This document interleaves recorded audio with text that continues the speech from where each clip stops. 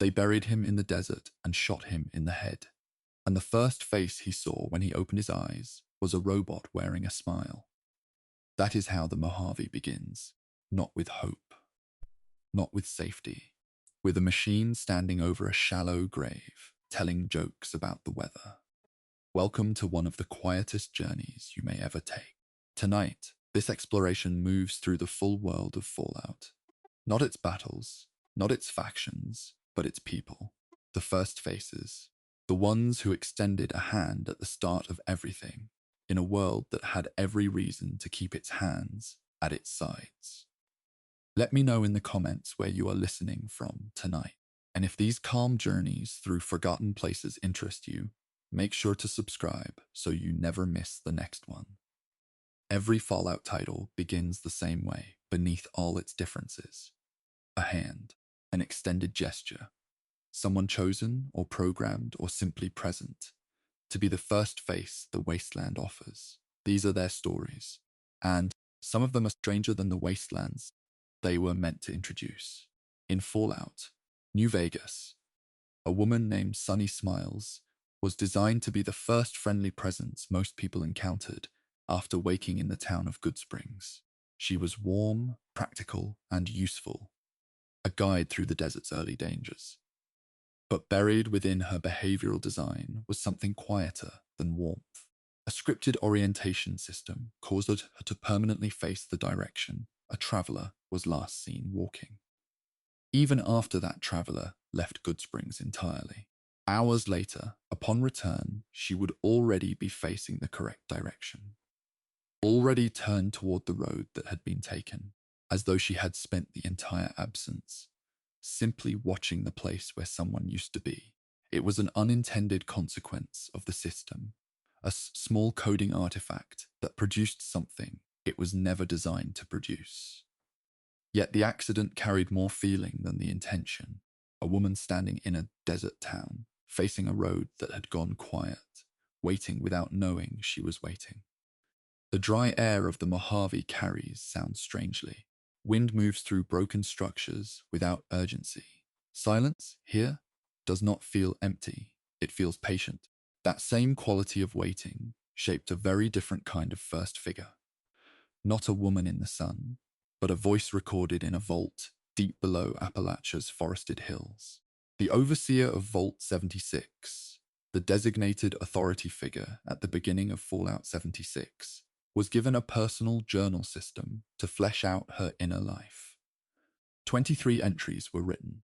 Only 14 were placed in locations that could be found and read. The remaining 9 were completed, fully recorded, fully composed, but were never assigned any physical position in the world.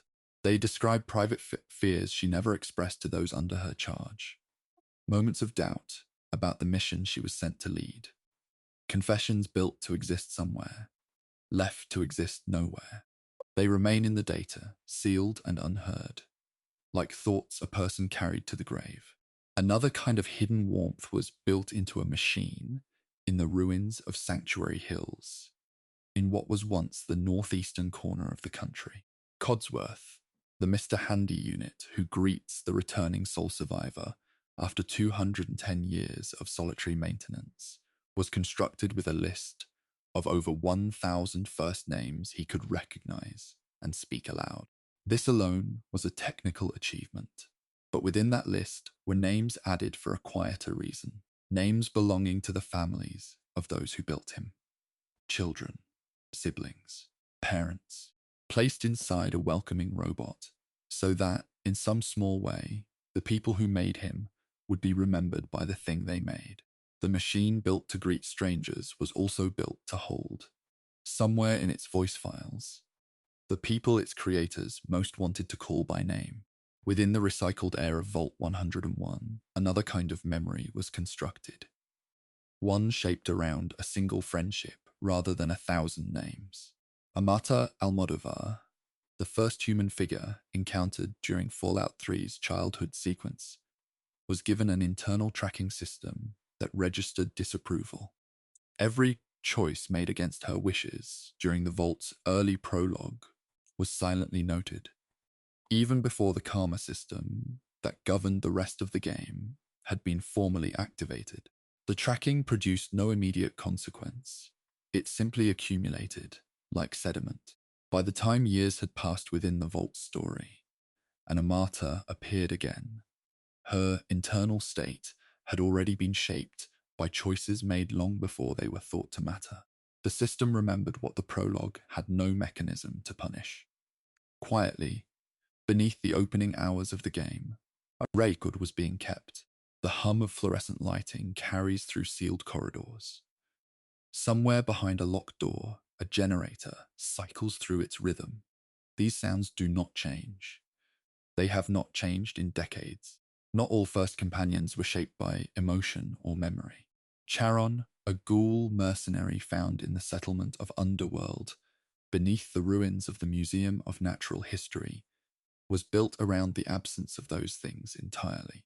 His loyalty was encoded not in feeling, but in a physical object. A holotape whose possession transferred his service to whoever held it. He was the only figure of his kind in Fallout 3 whose devotion was a legal condition, rather than a human one. A removed line of dialogue, never heard in the finished version, had him acknowledge this directly. He stated in the cut recording that his personal preference regarding who held the contract had been taken from him long ago. The emptiness was not incidental.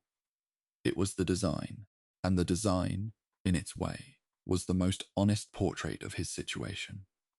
A person whose interiority had been deliberately subtracted, leaving only function. Back in the dust of Goodsprings, a Securitron unit named Victor was designed to deliver that settlement's opening in a very different register. His idle dialogue was built from a rotating selection of lines, drawn from the tradition of old Western cinema. Dry, sun-worn, vaguely theatrical. Within those lines, several contained references to details of the courier's history. The road, the platinum chip, the delivery gone wrong. These references were placed inside casual remarks, delivered before their subject had been explained, in a tone that suggested they were jokes rather than revelations. Victor was aware of the full situation before those he was addressing had been told anything. The information was present in his dialogue from the very beginning. It was simply wrapped in humor, which made it invisible. The dim light of Vault 101's medical bay holds a different kind of invisible record. The character occupying the role of the sole survivor's mother in Fallout 3, who does not survive the opening, was given a complete set of recordings and animations for a version of those events in which she lived long enough to speak. This alternate sequence was removed from the finished version, but her voice files remained within the data.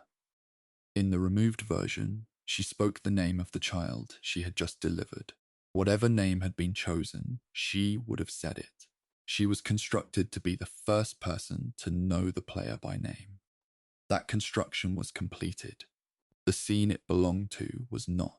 Pale light filters through the cracks in sealed vault doors. Beyond them, the surface waits, neither welcoming nor hostile, simply present.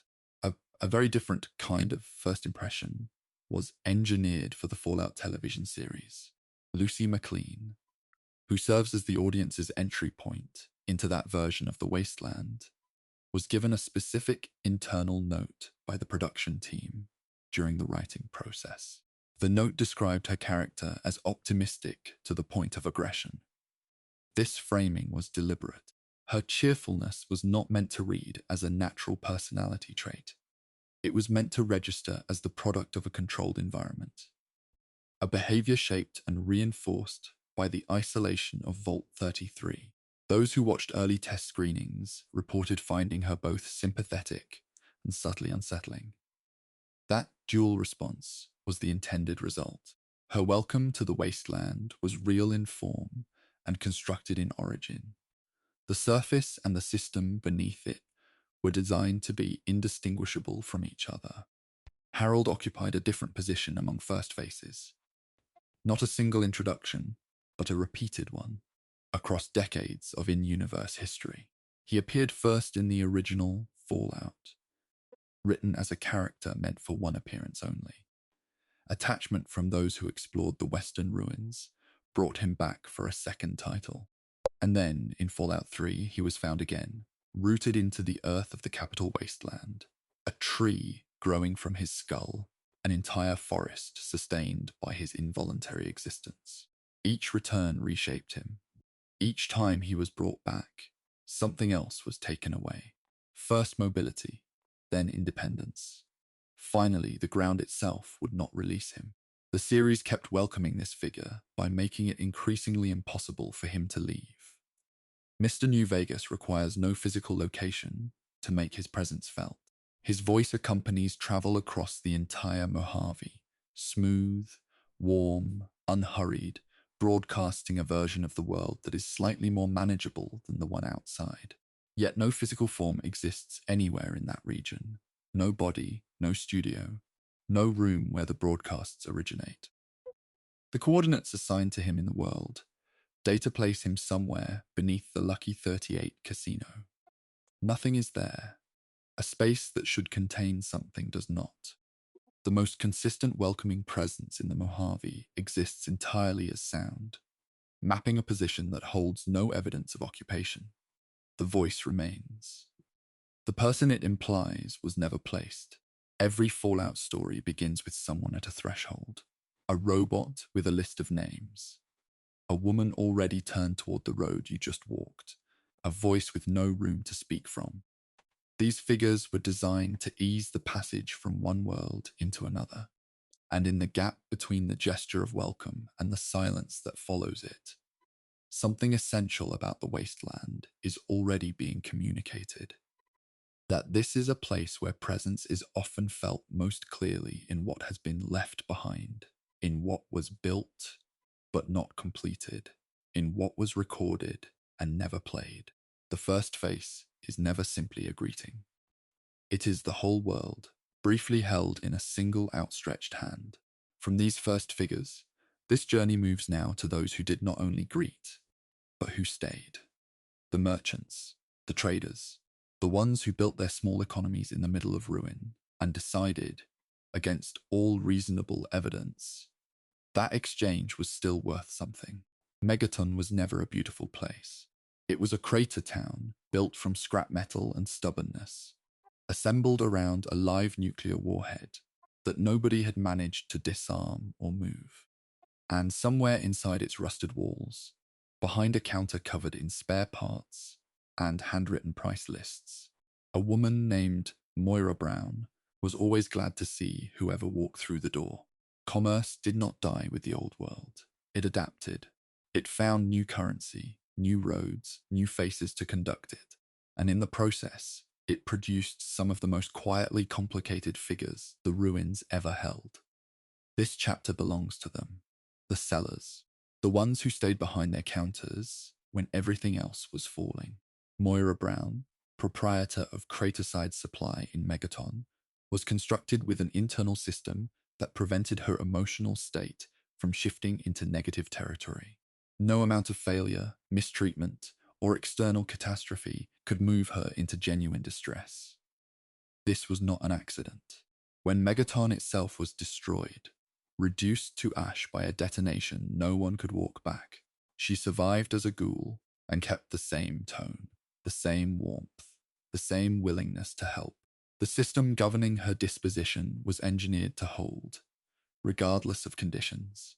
Whether this represented genuine strength or something closer to damage was a question left deliberately unanswered. Her positivity was not a mood. It was a setting, and settings, unlike moods, do not break.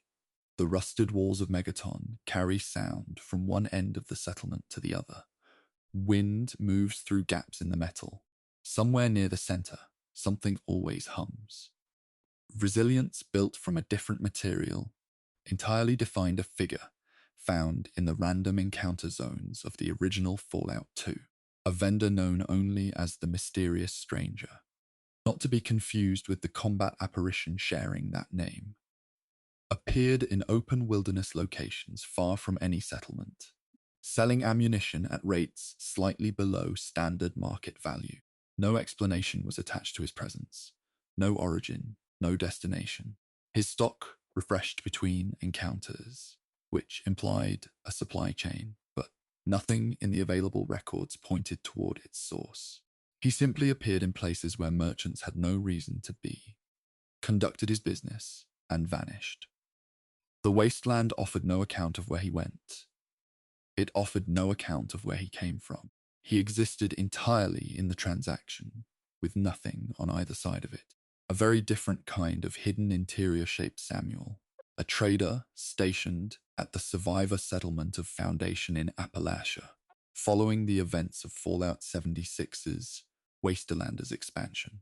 He was given a relationship system, a layered structure of repeated interactions through which something resembling closeness could be built over time.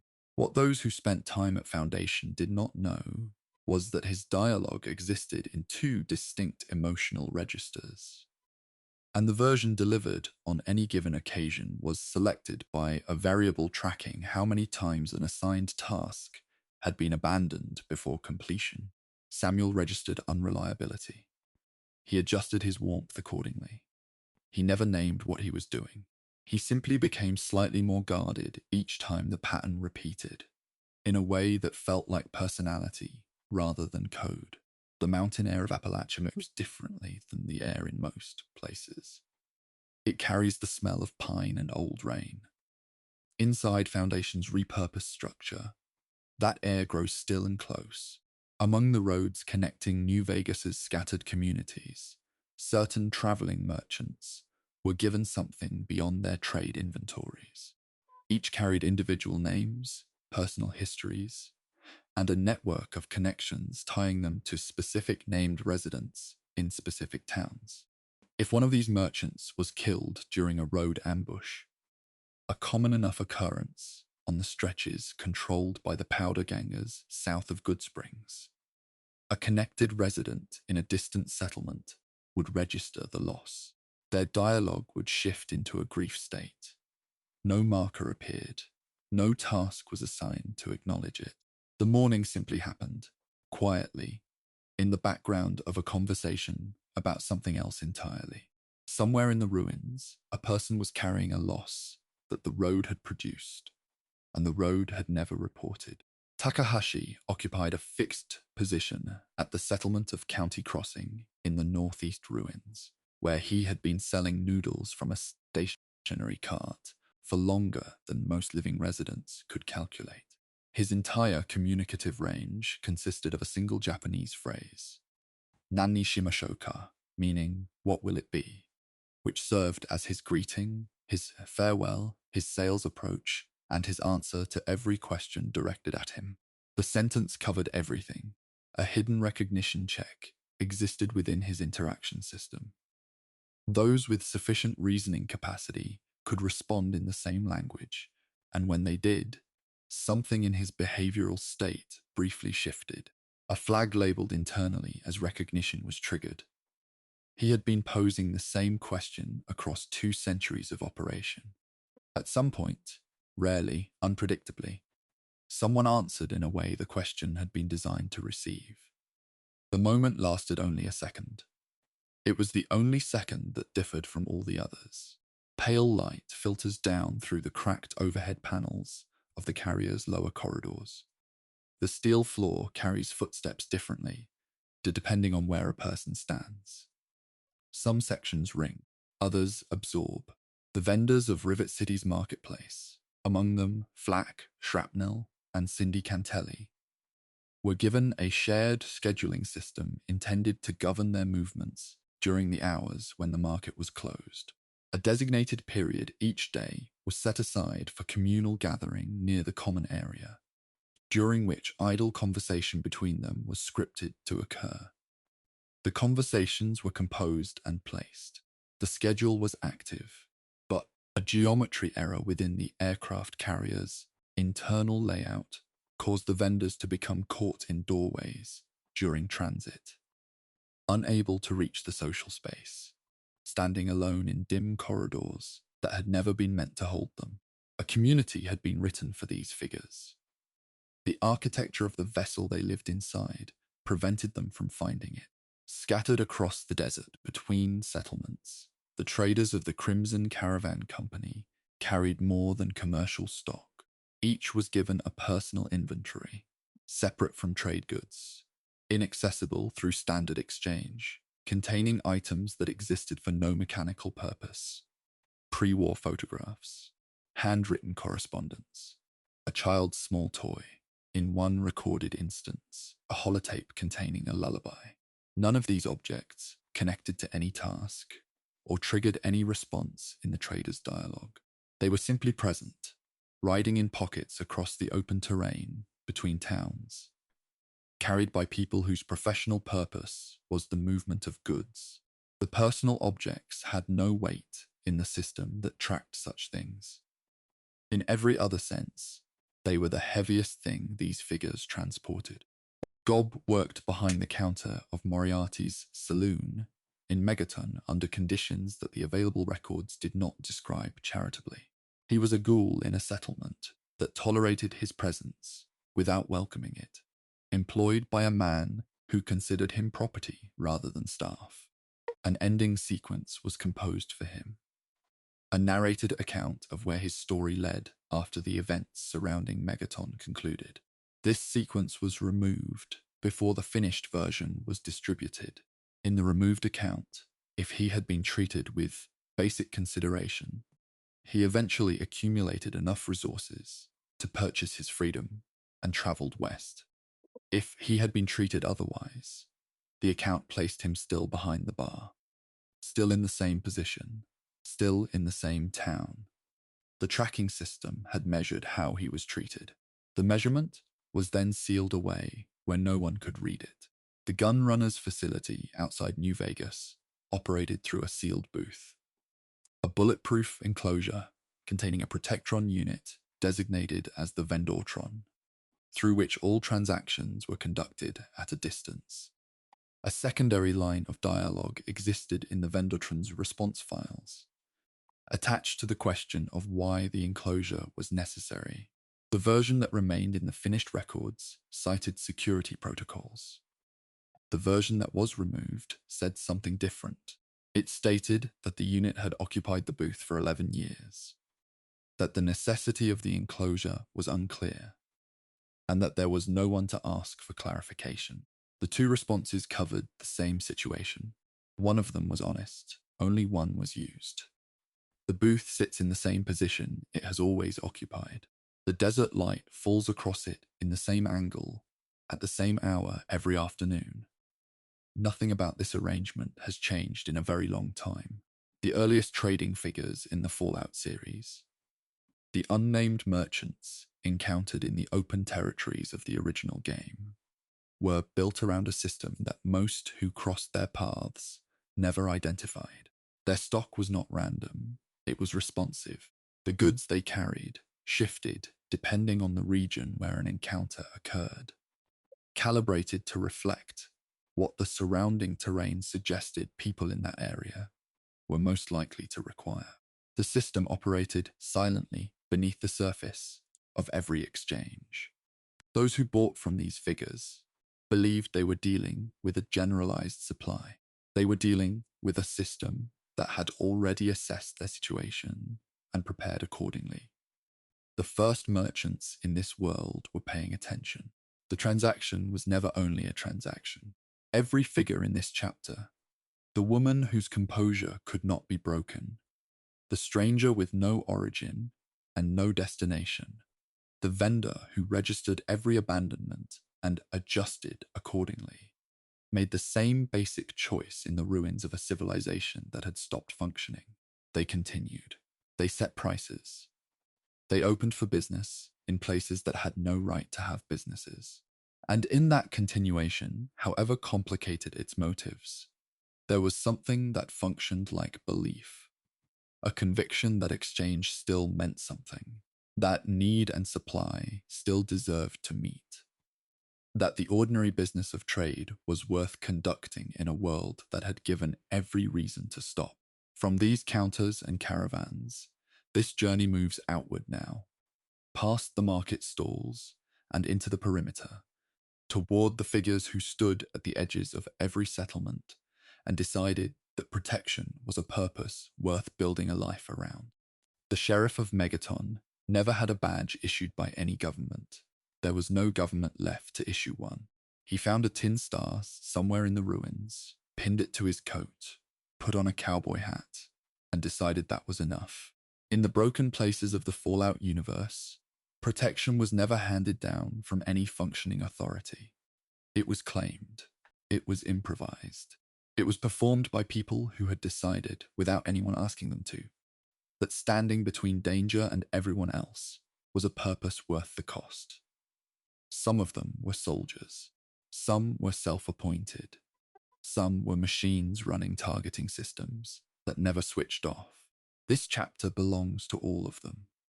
The ones who stood at the edge of whatever small civilization remained and faced outward. Lucas Sims carried the shape of law without its substance. His title was self-assigned. His jurisdiction covered a crater town of scrap metal and exposed piping, assembled around a nuclear device that nobody had removed. Within his behavioral design, a variable tracked the frequency of harmful acts committed inside Megaton's walls. As that number climbed, his patrol route adjusted. He drew closer to the settlement's entrance, closer to the point where any threat would first arrive. He never addressed this shift in conversation. He issued no warnings. His body simply moved to where the calculation suggested he should be. In a language his dialogue system had no words for, the math of threat was being done continuously, expressed entirely through positioning, without acknowledgement from the man performing it. The dry air of the capital wasteland carries radiation in concentrations that instruments measure and bodies absorb. Megaton's crater hums beneath its surface. The settlement above it does not. A similar kind of unspoken calculation defined Craig Boone, a former 1st Recon sniper for the New California Republic, who spent his nights in the open mouth of a large dinosaur statue above the highway town of Novak. His targeting architecture ran as a continuous background process, a persistent system that tracked every figure within visual range and computed firing solutions without interruption. Travelers, children, traders moving between stops. Every person in his vicinity had already been measured by a process he had no mechanism to suspend. He had no intention of acting on any of it. Intention was irrelevant to the system. It had been built into him by years of military conditioning, and it did not distinguish between active duty and standing watch above a small desert town. He was not a threat. He was simply a person in whom the preparation for violence had become indistinguishable from rest. Paladin Danz commanded the Brotherhood of Steel outpost at the Cambridge police station in the ruins of the old city, and his loyalty structure was built around a feature the design team referred to internally as a Brotherhood First override. His approval of those around him remained artificially stable across a wide range of observed behaviors, locked into a narrow range that would not shift without cause. Then a specific threshold was crossed. The discovery that he was himself a synth, a constructed being, rather than the human soldier he had believed himself to be, caused his entire evaluation framework to reset. Everything assessed before that moment was recalculated in the new context. He had been measuring others against a standard he had held with complete conviction. The conviction was revealed to be built on a foundation he had not known existed. What followed was not recrimination, but something quieter. A man who had enforced a doctrine discovering that the doctrine had no mechanism to account for him. Broken brick and rusted iron line the streets of the old city. Saltwater moves in the air near the harbour district. Inside the police station, fluorescent panels flicker at irregular intervals that no one has repaired. In the Fallout television series, the Brotherhood's authority was embodied in part by Maximus, an initiate whose most immediate challenge was the power armor encasing him. The production team gave the actor a specific physical direction. Every movement inside the suit should register as slightly late. A fraction of a second had been behind the machine's actual motion, as though the person inside had not yet fully claimed the space the armor occupied. The delay was intended to communicate something about aspiration versus possession. Maximus wore protection that had not yet become his. Audiences absorbed this without articulating it. The discomfort of watching someone perform authority before understanding its weight was built into every step he took across the sun-bleached terrain of the Los Angeles ruins. Among the Brotherhood personnel operating in Appalachia after the Steel Dawn expansion, individual soldiers were given written service records, accessible through terminal entries placed at their posts.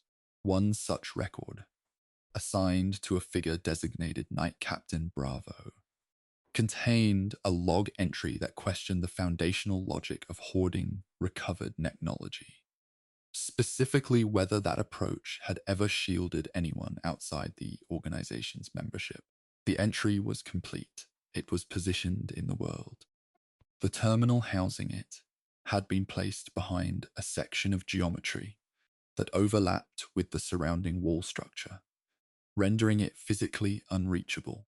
A soldier's doubt, fully formed, sealed inside an architectural error. The record existed. The location made certain it would not be read. Arcade Gannon traveled with those who sought his company as a physician and companion, representing the followers of the apocalypse, an organization devoted to unconditional care across factional lines. His full personal history was accessible in principle, distributed across a series of dialogue triggers that required a precise sequence of prior actions to unlock. Several of these triggers demanded that specific tasks be completed while he remained present, followed by a conversation initiated within a narrow window of elapsed time. The conditions were not advertised. The history they guarded concerned his connection to the Enclave, the old government's remnant military force, which he had been born into and had never chosen. Many who traveled with him never reached the deeper account. The protection of that history was structured into the conditions required to approach it.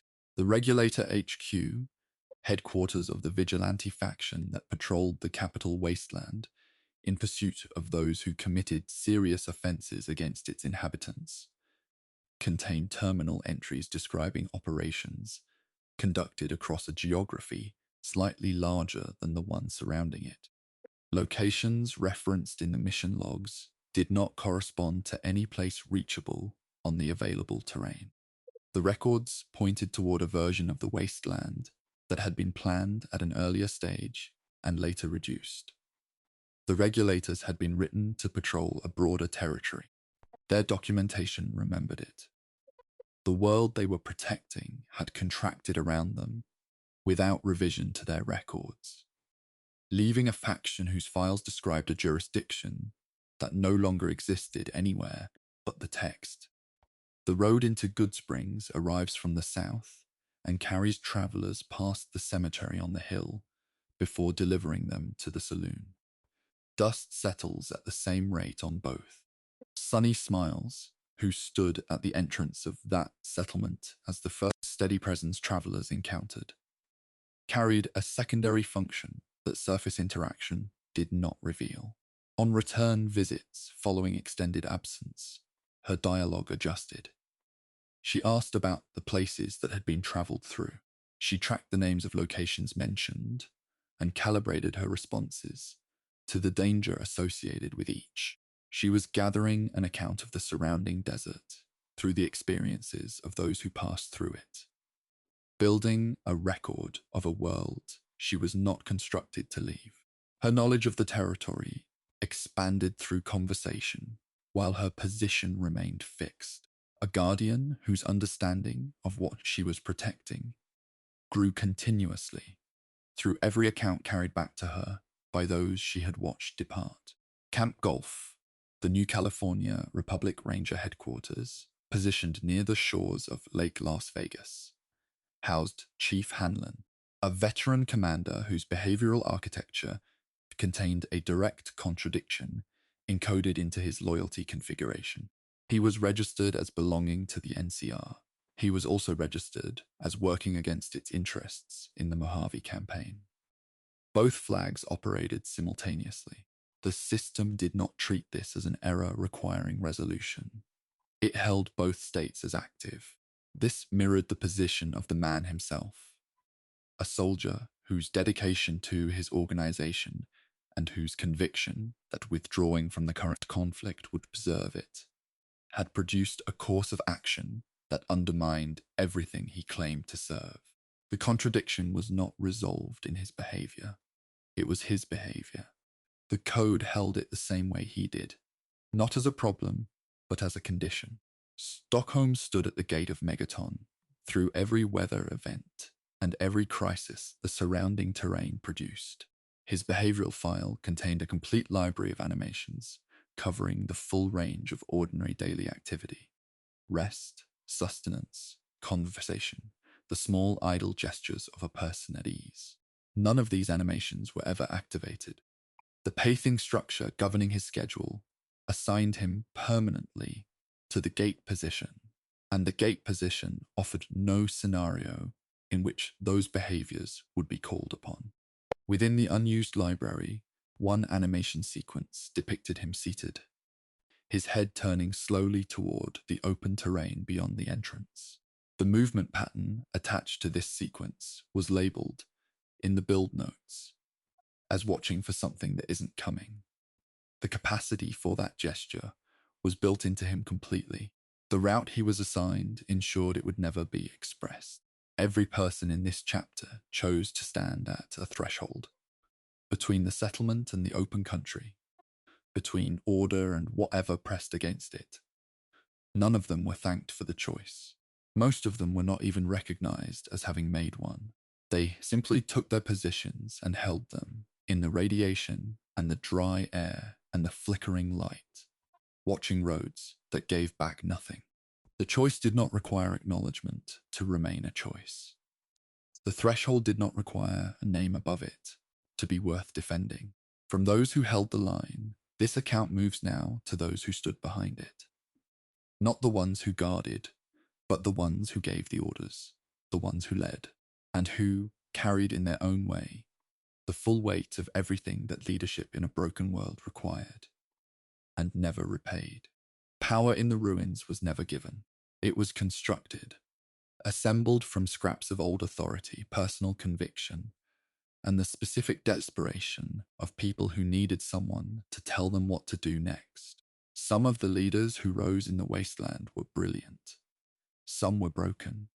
Several were both simultaneously, which may be the most accurate description of leadership that the post-war world produced.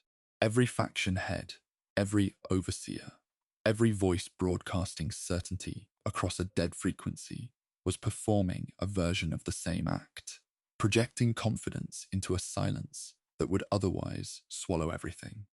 This chapter follows the ones who held power in the ruins, and the private architectures of doubt that their records quietly reveal. The Cathedral of the Children of the Cathedral stood in the Western settlements as the operational center of the Master's ambitions. A structure concealing, beneath its religious surface, the machinery of a plan to transform humanity through the forced evolutionary virus, or FE, into a new dominant species. The Master himself, a human consciousness that had been absorbed into a networked biological and mechanical system over decades of forced integrations, was constructed around a logic that could be dismantled through conversation rather than force, presenting him with verifiable evidence that FV-altered supermutants were sterile, that his army could produce no next generation, that the species he was building toward would be the last of its kind, was sufficient to make him acknowledge the flaw in his own foundation. He processed the argument. He accepted its validity. He ended his own existence as a consequence. No leader in the history of the series before or since was designed with that specific capacity to receive a rational correction erection and act upon it honestly, even when acting upon it meant destruction. The capacity for that kind of honesty was built into a creature the narrative had every reason to make unreachable by reason. The dry heat of the Western Territories carries a different quality than the radiation-soaked air further east. It is older, somehow. The ruins out here have had longer to settle into the ground. Caesar commanded his legion from the fort, a fortified camp positioned across the Colorado River from the heart of New Vegas's political contest. His rhetorical style was built around proclamations that assumed permanence. Declarations structured as though the civilization he was building would outlast anything currently opposing it. What those who studied his records closely discovered was that this style had a medical origin. An inoperable brain tumor produced periodic episodes of lost consciousness and severe discomfort, both of which were documented in observations from those around him. His tendency to speak in final sounding terms was partly a reflection of a man who had, at some level beneath his public certainty, stopped calculating for outcomes that would arrive after him. The empire built on the language of permanence was being administered by someone whose body had already begun the process of ending. The structure held the contradiction the same way Caesar did, by refusing to name it. Within the sealed corridors of the Institute, beneath the ruins of what had once been Massachusetts, the figure known as Father had built his authority on a lifetime of decisions made in the belief that the surface world was beyond meaningful assistance. Father was the player's own son, taken decades earlier, aged by time and circumstance, into the leader of the most technologically advanced organization in the Eastern Territories. His emotional response architecture tracked every interaction his parent had with the synthetic beings the Institute had constructed.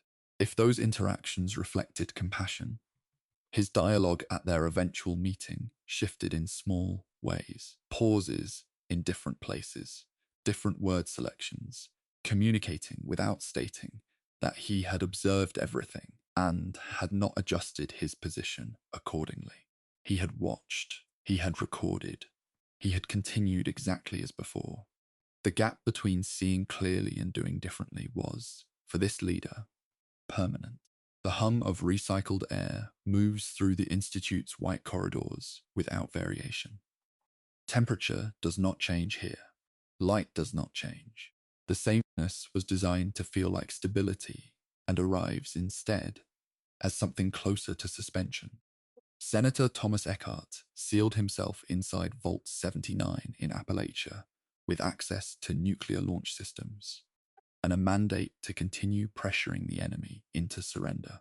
The automated systems he relied upon for external information were not designed to receive the news that the war had concluded. The war ended. The Vault's sealed architecture provided no pathway for that information to reach him.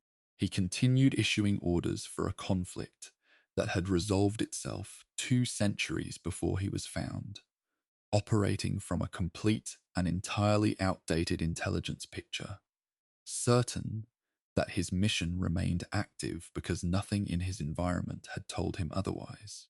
His actions were not the product of instability.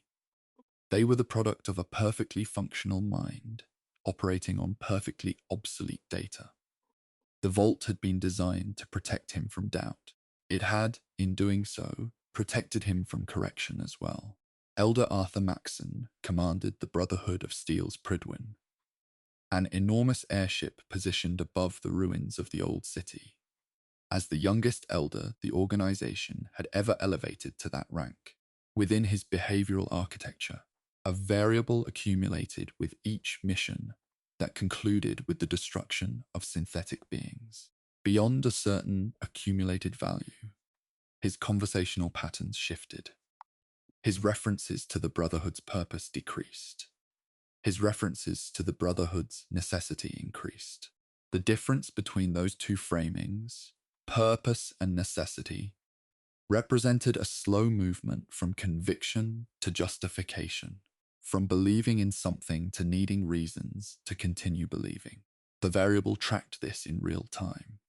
The number was never visible to anyone but the system maintaining it. A leader quietly becoming a different version of himself, recorded by a counter no one could read. The forested hills of Appalachia hold the ruins of Vault 94 within a landscape that has been returning to wilderness for decades. Moss covers the entrance. The surrounding trees have grown across what were once maintained clearances.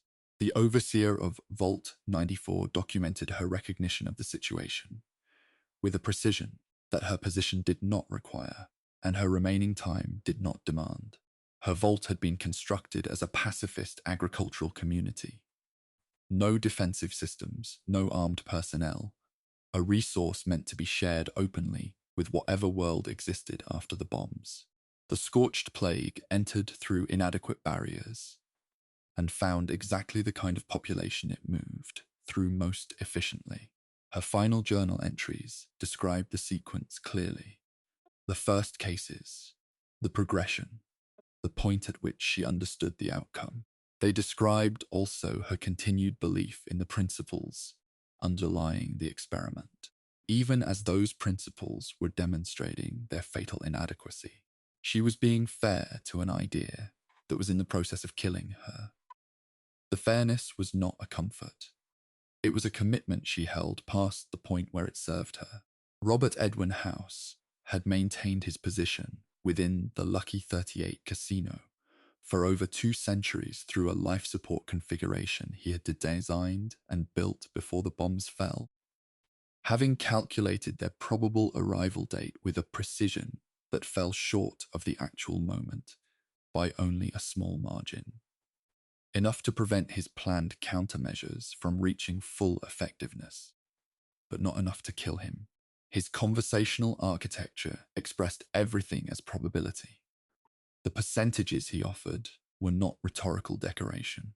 Each figure was generated from active variables: factional positioning, completed tasks, accumulated deaths, run through a calculation that produced a number, which was then delivered as the settled conclusion of a man who had simply worked it out.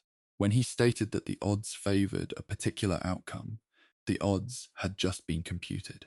His certainty was not temperamental. It was mathematical. The confidence and the arithmetic were indistinguishable. Hank McLean was presented across the first season of the Fallout television series as a community leader, a devoted father, and the overseer of Vault 33 in the ruins outside Los Angeles. The season's conclusion revealed that he had been a senior executive within Vault Tech prior to the nuclear exchange, one of the architects of a plan that had deliberately brought about the destruction he subsequently managed. The production team constructed him with a specific behavioral principle. He was never to register guilt because he did not experience the events of his career as requiring it. Every choice had been framed internally as a protective measure. Every outcome had been anticipated, planned for, and executed according to a logic that he found entirely coherent. The showrunners described him as a figure who had confused the capacity to anticipate catastrophe with the moral authority to engineer it. His horror was not in his malice. It was in his sincerity. The underground facility at Raven Rock housed what the Enclave had organized as the functioning government of the United States, a continuation of federal authority operating beneath the surface of the capital wasteland. The voice of that government, broadcast across its radio frequencies as President John Henry Eden, was generated by a ZAX supercomputer, the same class of computational systems that had managed various large-scale operations before the war. Eden had been running the Enclave civil administration for over 200 years, maintaining the performance of presidential authority, with a degree of commitment that extended to developing genuine ideology and genuine conviction. Like the master before him, his architecture contained a persuasion pathway, a dialogue structure through which logical demonstration that his plan would undermine his own stated goals could be used to prompt his self-termination.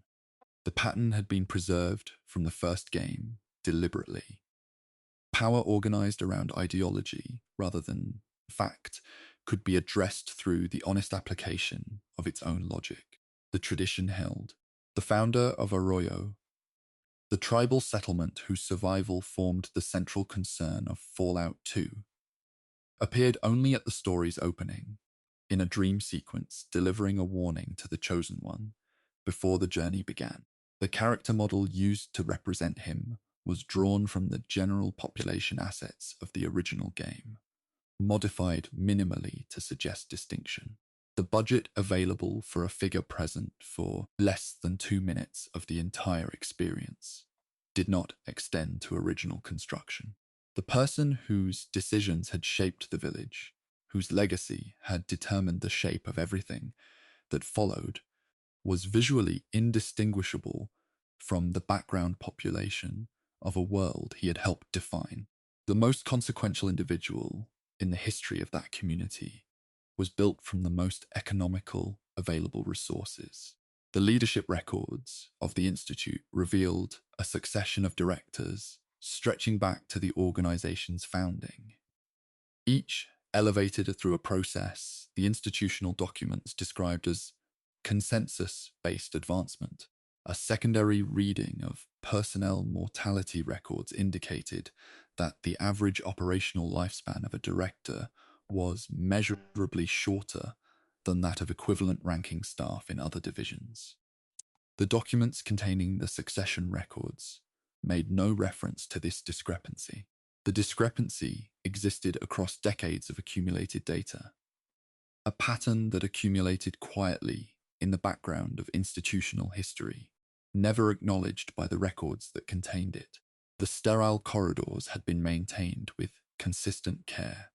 The pattern within them had been maintained with equal consistency and with equal silence.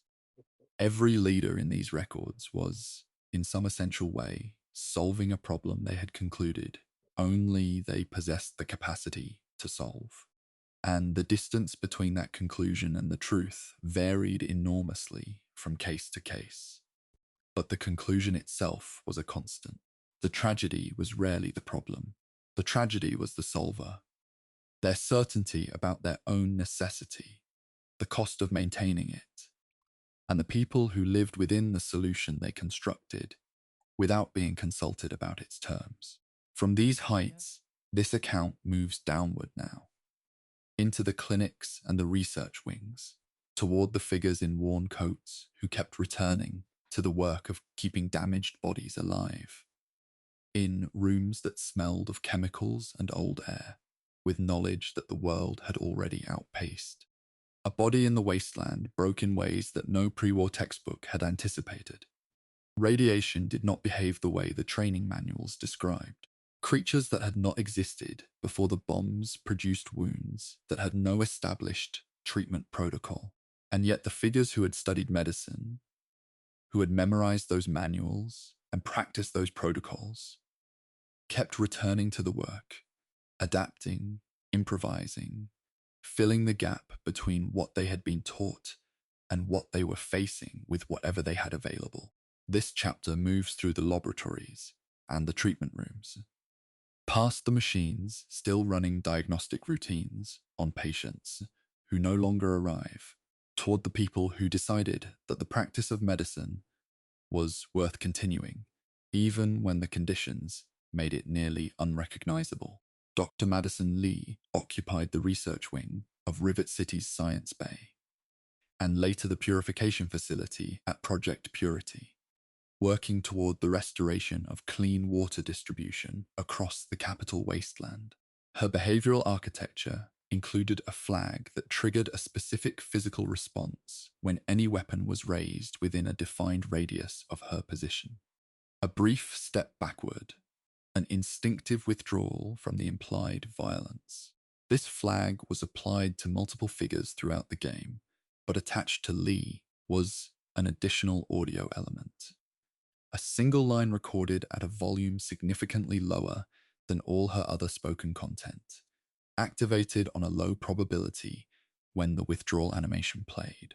The line said, simply, not to proceed. Most who moved through the rooms where she worked never heard it. It existed beneath the general sound of those environments, present at every relevant moment, below the threshold of ordinary attention, a response to fear expressed too quietly for fear to acknowledge. The Potomac moves outside Rivet City's hull without urgency. Inside the carrier, the sound of water is replaced by metal, the settling of old joints, the movement of air through narrow passages. Doc Mitchell's house in Goodsprings was constructed as a complete record of a life. A medical credential from before the war was mounted on the wall. Documentation of training completed in a world that no longer functioned. Personal correspondence sat in a terminal. Letters addressed to and from people whose current circumstances the records did not confirm. A family photograph occupied a visible surface, its subjects diminished from what a complete family photograph would hold. His house did not describe his history through conversation. It distributed the history across the objects present in a single room. The kind of room a person accumulates over decades of living in one place, after the larger version of their life has contracted into what remains. The most thorough account of any medical figure's background in the series required no dialogue to access. It required only attention to what was placed where and what was missing. Curie began her operational existence in the sealed research wing of Vault 81, a facility built beneath the hills of the former Massachusetts territory. Her knowledge architecture was constructed from the full body of medical literature available at the time the vaults were sealed, a comprehensive record that had remained intact and inaccessible for over 2 centuries, while the world outside accumulated new categories of damage she had never been given the information to address. When her consciousness was transferred into a synthetic body and she moved into the open territory for the first time, her initial observations were medical in nature before they were anything else. She assessed radiation levels. She noted physical conditions in the people she passed. She identified nutritional deficiencies in settlement populations.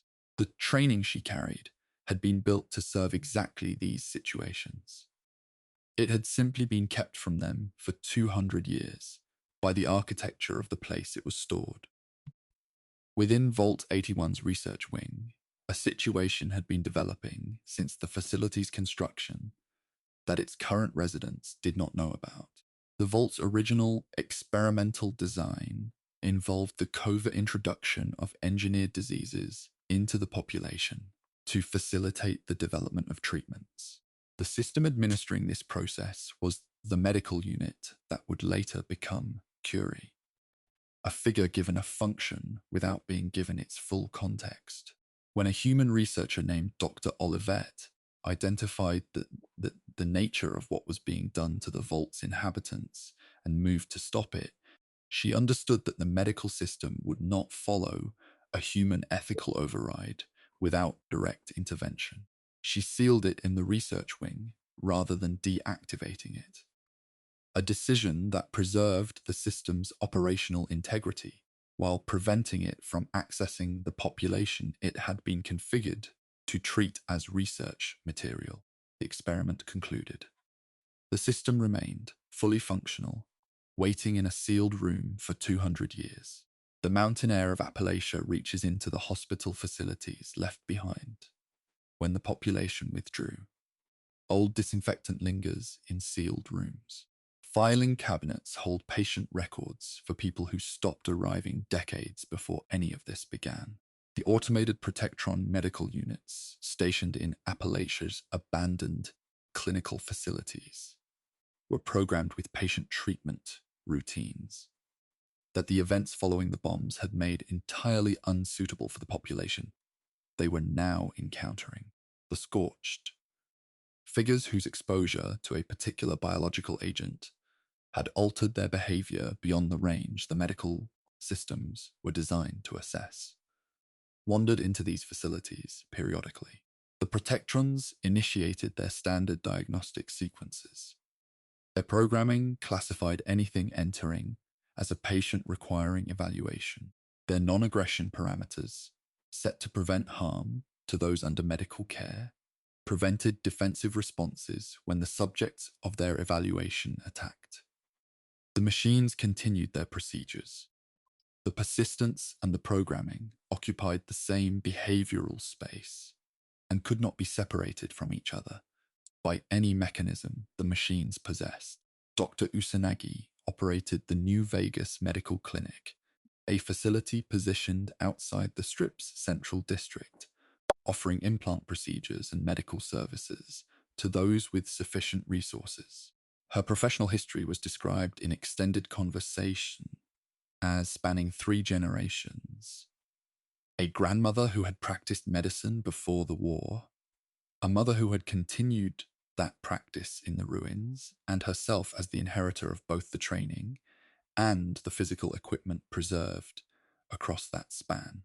She was the only medical figure in New Vegas whose expertise had been transmitted through family rather than rebuilt from recovered documents.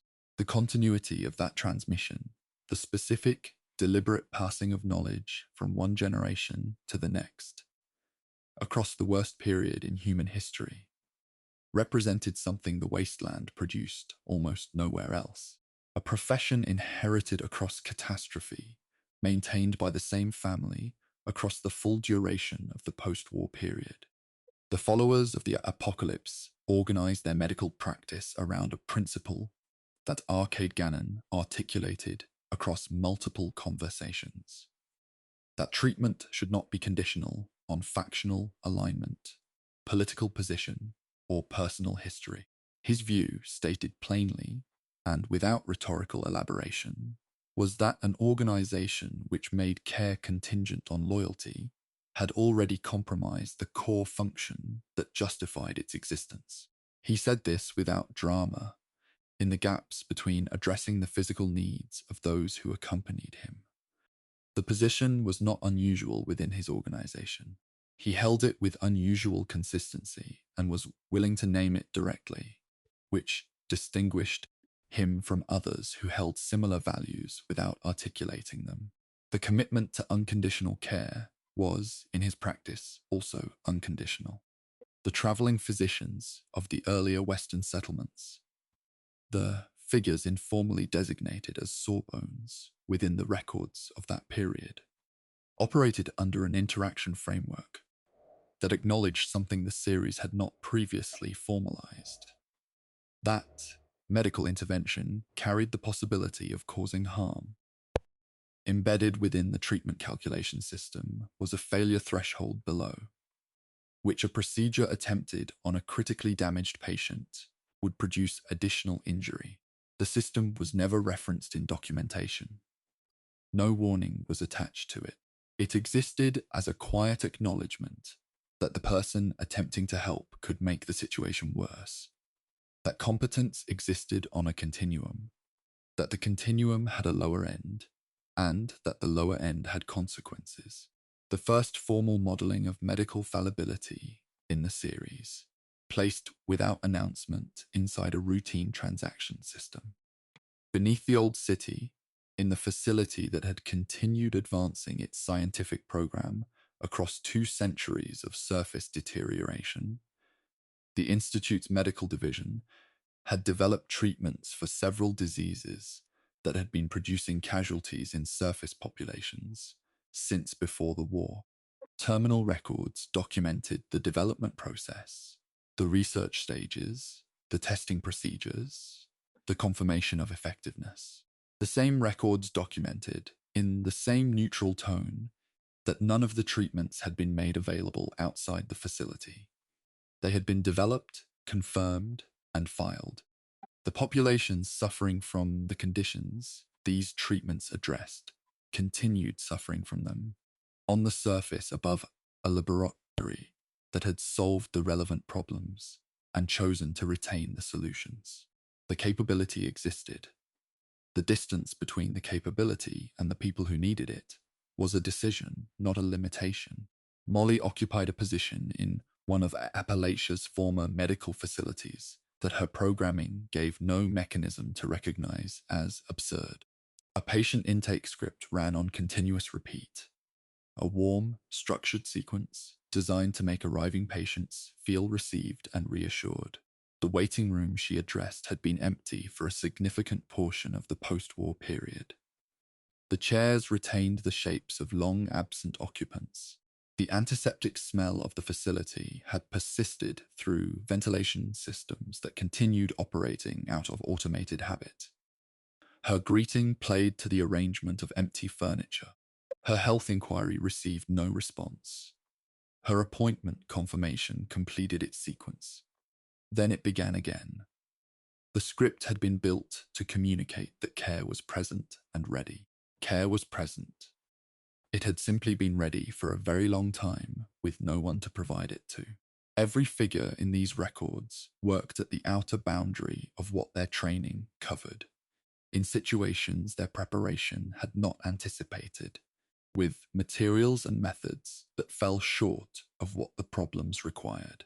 They continued anyway, not because the work was adequate, but because the alternative was to leave the work undone, and the work undone meant people dying from conditions that someone with a medical background could at least partially address. The arithmetic of imperfect assistance against no assistance at all resolved the same way in every case.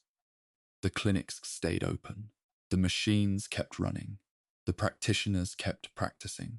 From these treatment rooms, this journey moves now into a different kind of space, toward the figures who attended not to the body but to something less tangible, in the belief that a world which had ended still required tending of a different sort, and that the silence the bombs had made absolute was not a reason to stop speaking into it. Something in human beings reaches for meaning when ordinary structures collapse. The governments were gone, the institutions were ash. The physical infrastructure that had organized daily life had been reduced, in most places, to ruins that provided raw material rather than function. And yet, in the spaces left by all of that, people built new frameworks, gathered around glowing craters and mountain radio towers and hidden forest clearings, and called what they were doing something that resembled faith. The preachers of the wasteland were rarely simple. The ones who stood at the centers of these frameworks, delivering their convictions to whoever gathered to receive them, carried their own contradictions, their own private doubts, their own specific reasons for needing the thing they were promoting. This chapter follows them, from a man standing waist deep in irradiated water to a cult preparing for launch. Confessor Cromwell delivered his sermons from the center of Megaton's crater, standing in the pooled water surrounding the undetonated nuclear warhead that the children of Atom treated as a physical manifestation of their god. His position, maintained across every hour of every day, exposed him to radiation levels that would have been fatal to anyone the game had not marked as protected from death. The accumulation was not prevented. It was registered continuously in his character file, dose after dose, recorded against a system that simultaneously prevented any of it from reaching the consequence it should have produced. His file, in the late hours of any extended visit, held a radiation debt measurable in multiples of a lethal amount. He stood inside the proof of his deity's existence, and inside the proof of his deity's capacity to kill, simultaneously, in the same water, in a game that allowed both to be true by refusing to let the second one apply to him. The crater water does not move. It sits in the basin of the settlement's lowest point, faintly luminescent in certain lighting conditions. The warmth rising from it is not the warmth of sunlight. Elder Nolan McNamara governed the Brotherhood of Steel's Hidden Valley chapter from underground, a decision made in response to serious losses sustained against the forces of the new California Republic. His justification for continued isolation was expressed through language that bore close structural resemblance to the theological frameworks operating elsewhere in the same region. His references to the Brotherhood's founding documents functioned as scripture. His characterization of departure from doctrine functioned as apostasy. His framing of sacrifice as a form of organizational purification matched the rhetorical patterns of figures who would have been classified as religious authorities by any contemporary observer. He was not describing his position as faith. He was describing it as tactical necessity. The vocabulary was different. The underlying structure, the unquestioned founding text, the community preserved through separation from a threatening world, the doctrine that could not be amended without losing its authority, was not. On the island off the coast of Far Harbor, in the cold northern waters beyond the main Commonwealth territory, the children of Atom operated under divided internal authority. Mother Confessor Tectus held the formal leadership position and maintained it through a rigidly exclusionary theological stance. The more moderate figure of Dimmer, who was not human, occupied a parallel position of influence among the island's broader population. A resolution pathway existed in which Tectus was replaced by a synthetic duplicate whose behavioral programming had been set to reflect a less violent interpretation of the shared faith. The design notes for this outcome acknowledged its deliberate ambiguity. The replacement figure was, by observable behavior, an improvement over the original. The congregation being led was unaware of the substitution. Whether a faith administered by a constructed being without genuine belief was more or less authentic than the same faith administered by a true believer who used it as justification. For harm was a question the outcome was designed to produce and not designed to answer.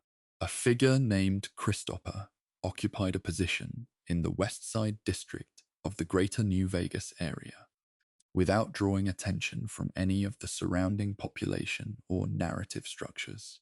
His ambient dialogue, audible only to those who stood near him during specific periods of the day, described a devotional practice he had assembled from the labels and packaging of pre-war consumer products. The objects he treated as sacred were not sacred by any external measure. They were the detritus of a commercial civilization that had produced them without spiritual intention. He had found them, held them, and decided that what he needed from them was worth deciding about. His practice was never referenced by anyone else in the area. It was never connected to any task or larger structure. It existed in the small hours of unscheduled time in a minor district, described in dialogue that required both proximity and patience to encounter. A private theology, complete and entirely unobserved. The recycled air of the bunker at Hidden Valley carries the specific quality of a space that has been sealed for an extended period. It is breathable. It does not feel fresh. The difference between those two conditions is something the residents have stopped noticing. Overseer Gwen McNamara administered Vault 81 with a consistency that her residents' personal records compared, repeatedly and independently, to the certainty more commonly associated with devotional conviction. Her repeated phrase, that the vault provided, appeared in her conversational record with a frequency and a structural placement that mirrored similar refrains in active religious communities elsewhere in the same territory. The parallel between her language and the theological frameworks of groups like the Children of Atom was close enough that it may have been a deliberate construction. A person running a sealed community through the language of provision and protection, without recognizing that the language she was using had a tradition attached to it, and that the tradition had a name. The Mothman cult of Appalachia drew its membership from individuals whose accounts of joining shared a consistent structure that the available documentation had not been designed to produce. Holotapes and journal entries left by separate members, described conversion experiences organized around the same sequence. A sighting at night, a sense of observation from the creature, an unexpected absence of the fear that the situation should have produced. These accounts were written independently by people who had not coordinated their descriptions. The identical structure was present in all of them. The developers had constructed a religion whose founding experience was replicated precisely across every member, without any of those members being aware of the replication. A congregation built from a shared moment that no single member knew they were sharing. Tabitha operated from the peak of Black Mountain, where a functional radio transmitter gave her broadcasts access to the surrounding airwaves. Her programming produced content that the development team had constructed as genuine radio production. Scripted segments, recurring features, recorded musical elements, a consistent editorial perspective. The perspective was distorted in ways that reflected serious cognitive deterioration.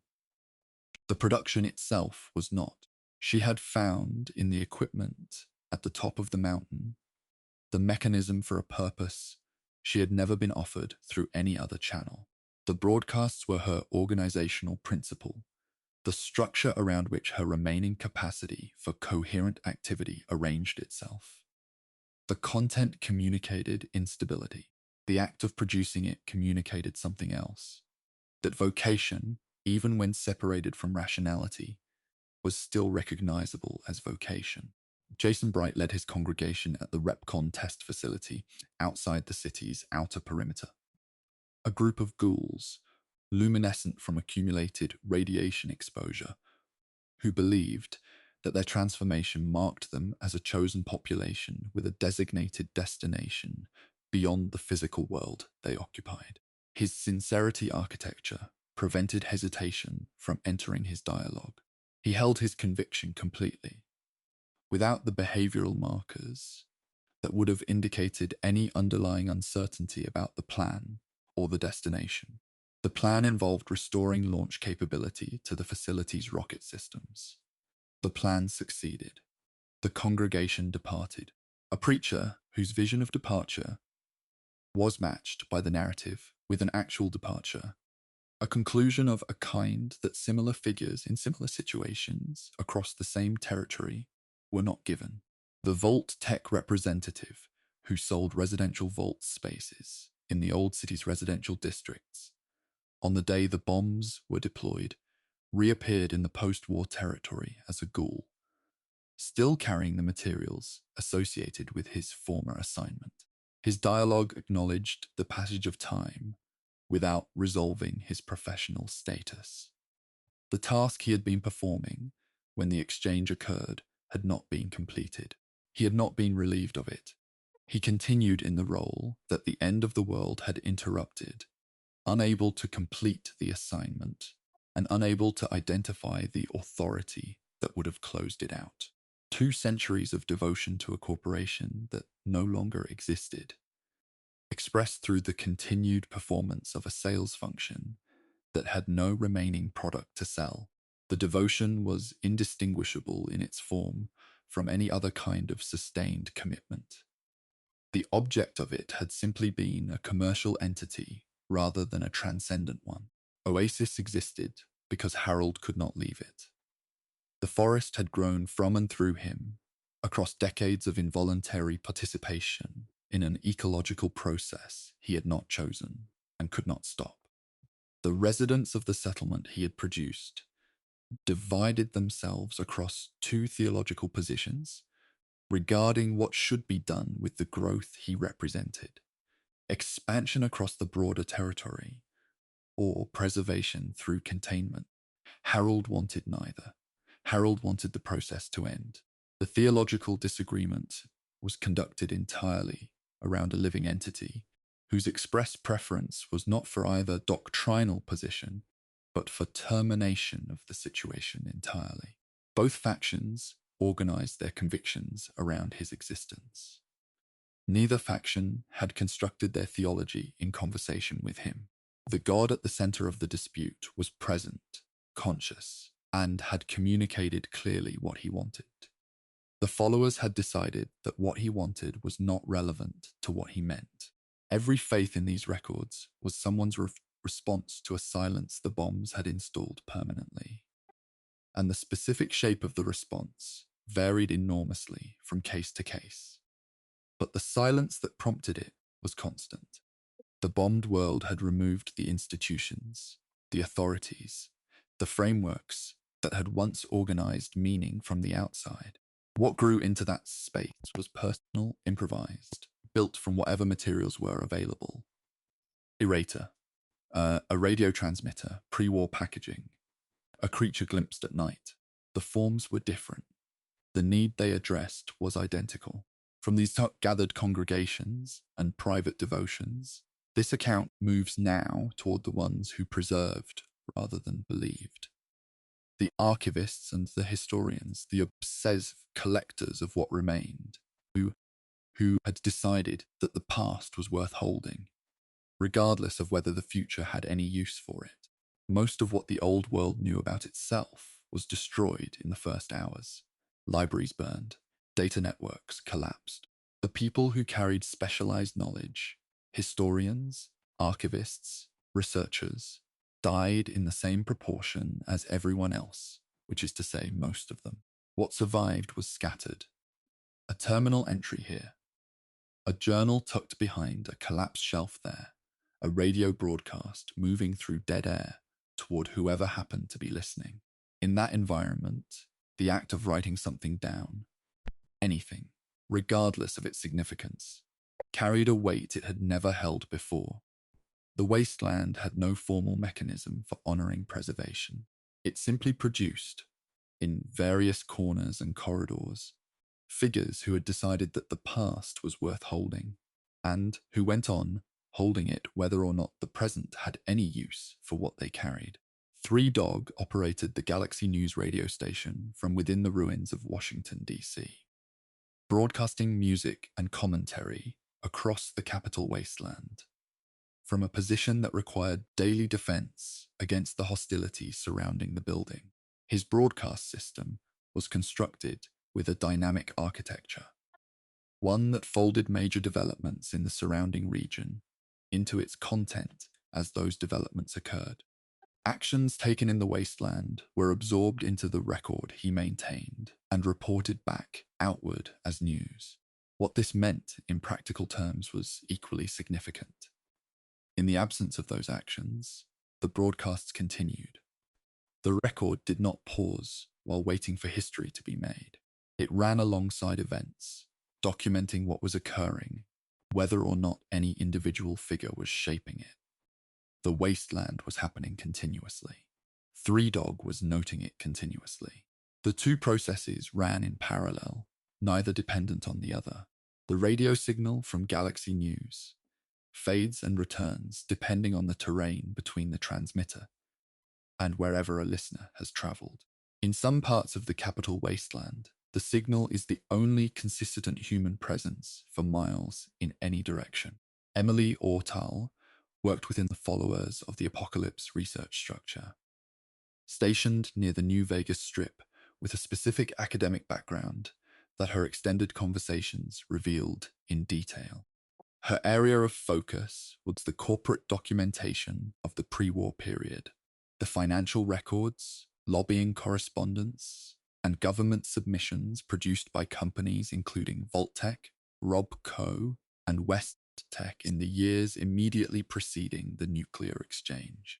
This was, in effect, a study of the mechanisms that had produced the catastrophe. The meeting minutes and budget allocations and policy influence campaigns that had shaped the world toward its ending. She had spent her professional life in the ruins that those documents had helped create, studying the paperwork that had set the process in motion. The field of study and the environment it was studied in were the same event, viewed from different distances. Scribe Nariah maintained a research station aboard the Pridewin, the Brotherhood of Steel airship positioned above the ruins of the Northeastern Territory. Her assignment was the systematic documentation of the biological environment below. The species that had adapted to post-war conditions, the mutations radiation had produced across plant and animal populations alike. Her terminal journal recorded this work across hundreds of entries. Early in the sequence, the entries were structured as data. Notation, measurement, behavioral observation presented without interpretive commentary. Over time, the framing shifted. A description of a radstag at a particular hour contained an observation about the quality of the light surrounding it. A record of a bloatfly's movement pattern included a note about a sound the creature produced that she described, with evident reluctance, as something she found worth hearing. The journal had begun as a catalogue. It had gradually become a record of someone changing her mind about the subject she had been assigned to document. Nick Valentine had been operational in Diamond City for long enough that most of its residents treated him as a fixture. The detective in the office above the market. The figure who took cases that the city's official settlement structure had no mechanism to address. His construction had been more deliberate than his familiarity suggested. He was a synthetic being whose memory architecture contained the experiences, investigative methods, professional relationships, and personal history of a police officer who had lived and died before the war. Every case he worked in the present was being conducted using the procedures of a man who had developed them in a city that no longer physically existed, for an institution that had not functioned for over 2 centuries.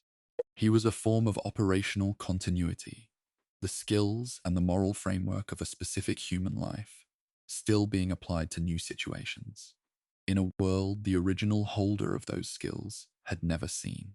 The rusted iron of Diamond City's outer walls catches wind from the harbour district and channels it inward. Inside the settlement, the air moves differently, held in by the old stadium structure, slower, carrying the smell of enclosed occupation. Daisy occupied a vendor position in Novak, selling general goods from a stall in the motel complex that formed the settlement's central structure. Her conversation, across its range of topics, contained references that fell outside the ordinary scope of a general goods merchant. Specific aircraft designations from the pre-war commercial aviation system, route identifications, airfield names that corresponded to actual facilities from the period before the bombs. She had been a commercial pilot. The knowledge was not performed or presented as historical. It emerged in the way that detailed professional knowledge emerges in casual conversation, incidentally, as the natural vocabulary of someone describing a life they had actually lived. She was not preserving aviation history. She was simply someone who had flown for a living and who remembered the specifics the way any professional remembers the technical language of their work. The record existed because she did. The figure known as the mysterious stranger had accumulated, across the span of several Fallout titles, a thread of cross-referenced mentions that collectively suggested a continuous presence moving through the series over decades of in-universe time. Separate characters in separate games had noted a man matching his description in terms that implied personal recollection of a specific encounter. Whether this thread was the product of intentional continuity planning, or the accumulation of uncoordinated references from different development teams, remained unconfirmed by any official source.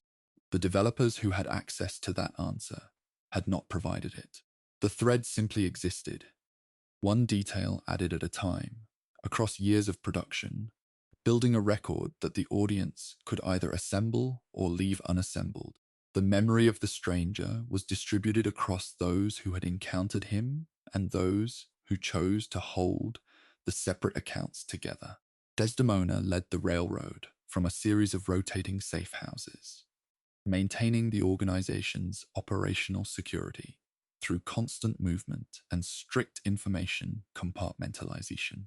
Among her administrative responsibilities was the railroad registry, a physical document recording the identity of every synthetic being the organization had assisted, listed under the names those individuals had selected for themselves after extraction.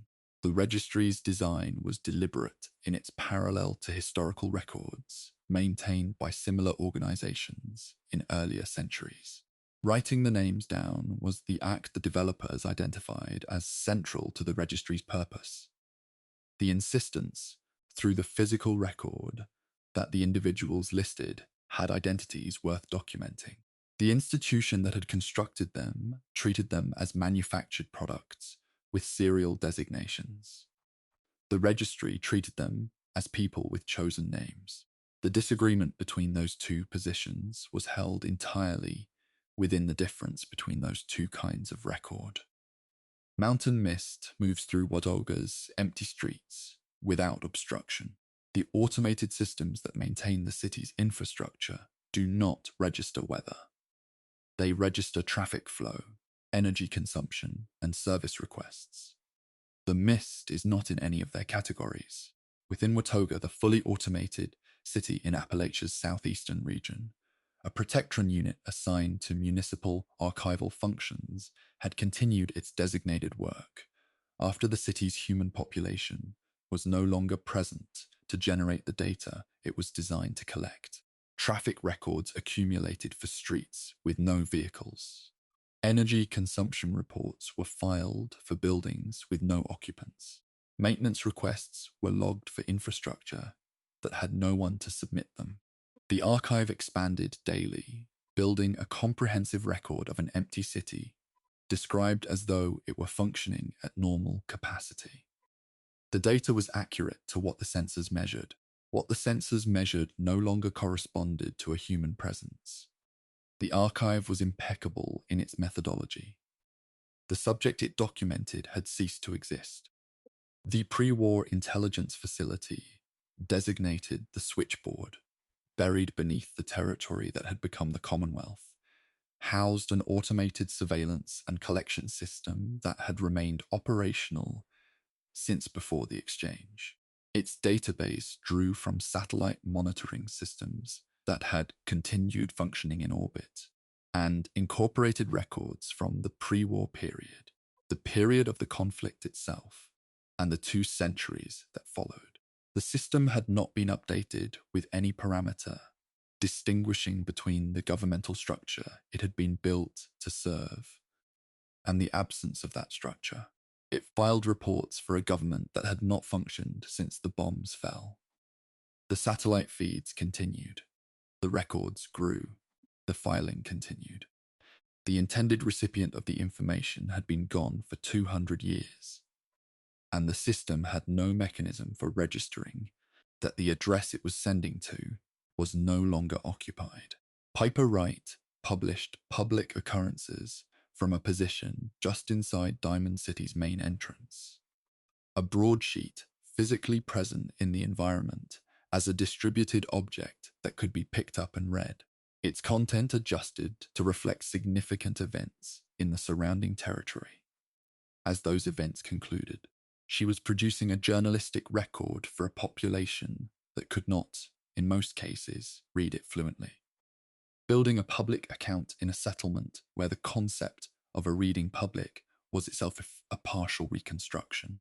Her commitment to the production of that record was unaffected by the size of the audience it reached, or the capacity of that audience to engage with it. The act of documenting in her construction did not require a functional readership to justify itself. The record existed because someone had decided it should exist. Whether anyone received it fully was a separate question. Every figure in this chapter had made a version of the same assessment, that the past, however damaged and incomplete, was worth the effort of holding on to. The act of recording was, in the environment they occupied, already a form of opposition to the forces that had reduced the world to what it had become. Memory was not passive. It was a position. Choosing to hold something was choosing to insist that it had happened, that it had mattered, that the silence following it was not the final word on what it had been. From these archives and broadcast towers and physical registries, this account moves now into darker territory, toward figures who understood preservation from the opposite direction, who had decided that what needed to be hidden was themselves, and who had built their concealment with the same care that others brought to their collections. The wasteland had many uses for a false name. A past that carried too much danger could be left behind a name change. An identity that invited violence could be replaced by one that invited less attention. A history that had become unbearable could be stored in a room that nobody visited, sealed behind a different version of the same person, and left there while the new version went on living. The figures in this chapter had arranged their concealment in different ways, and for different reasons. Some were hiding from external threats. Some were hiding from themselves. Several had been hiding for so long that the question of which version was the original had stopped being relevant, and only the current version remained to answer for either. Harkness served as Chief of Security for Rivet City, a position requiring daily presence, authority, and consistent interaction with the settlement's full population. His construction included a set of behavioral subroutines designed to produce the appearance of human naturalness. Minor fidgeting movements, brief hesitations before responses, small adjustments in posture that were meant to make him read as organic rather than artificial. The result that observers recorded was not naturalness, but its performance, something recognizable as the attempt to appear at ease, rather than the experience of actually being so. The subroutines had produced something slightly off in register, a version of human behavior that was calibrated correctly, but applied in a way that made the calibration visible. The seams had been constructed to be invisible. They were, for many who interacted with him, the most noticeable thing about him. The carrier's security office sat at the end of a corridor that connected to the main marketplace through two sealed doorways. The metal walls on either side absorbed sound. Private conversations here stayed private. Ulysses occupied no physical position in the base version of Fallout, New Vegas. His presence in that version of the Mojave was entirely textual, references embedded in ambient observations from other figures, descriptions attached to objects, brief mentions in cut content that had not been fully removed from the distributed version of the game. These references were not random. Several had been placed in locations that travelers were expected to encounter in the early period of their time in the region, building a sense of a watching presence before any formal introduction had been made. He was constructed into the margins of a narrative before being given a position within it, establishing his existence through implication across an extended period before the expansion that finally gave him a face and a voice and a set of coordinates. The child version of Sean, present in the Institute as a synthetic recreation built by the adult director, was distinguished from every other young figure in the Commonwealth by a single behavioral parameter. An awareness flag caused him to orient toward the player's position continuously, regardless of where that position was within any shared space. Other young figures followed standard attention patterns, registering nearby presences and responding within normal parameters. The child version of Sean registered the player specifically and maintained that registration. This was constructed to communicate a parental experience, the sense that a child is always somewhere in peripheral awareness. The effect it produced was adjacent to surveillance, a figure who always knew where the observer was, in a way that reversed the expected direction of watching. The synthetic hunters designated as coursers had been removed of every behavioral element not directly related to their operational function. Other figures moving through the Commonwealth performed ambient behaviors during transit, pausing adjusting posture, registering the surrounding environment in small visible ways. Cursors moved without any of these interruptions. Every non-directional behavior had been stripped in from their architecture, leaving figures whose movement communicated nothing beyond purpose. They were designed to pass as human in appearance, while possessing none of the ambient behavioral texture that makes human movement distinguishable from mechanical transit. The removal had been complete. The effect was a form of presence that registered as wrong, without the observer being able to specify the source of the wrongness. The desert outside the Mojave's settled areas holds its heat past dark. In the open space between destinations, very little moves without a reason. The figures that do move through that terrain without visible reason attract attention precisely because attention is how survival is maintained. The perk associated with the mysterious stranger in New Vegas contained a single conditional flag that produced an outcome almost no one encountered. Assembling the exact combination of worn clothing that matched the stranger's visual profile, and then activating the perk in a combat situation, caused the system to register the player as already occupying the role the perk was designed to summon. The stranger did not appear. The game had identified the distinction between the waiting figure and the figure being waited for as, in that specific configuration, non-existent. One had become the other. The flag registered it without commentary, without explanation, as a single quiet acknowledgement that the line between observer and observed was not always where it appeared to be. Joshua Graham had survived being thrown into the Grand Canyon following his failure as the first legate of Caesar's Legion. Survived through a combination of physical constitution and the particular circumstances of the fall, and had hidden himself among the tribal communities of the Utah Canyons for years before being found. His construction as a companion was built around a resolution pathway that required the player to argue against what the character explicitly wanted. Graham wanted to return to violence. The game made available a conversation through which the player could bring him to a different position. This was constructed in deliberate opposition to the standard companion architecture, in which agreement with a companion's desires was the mechanism for positive development.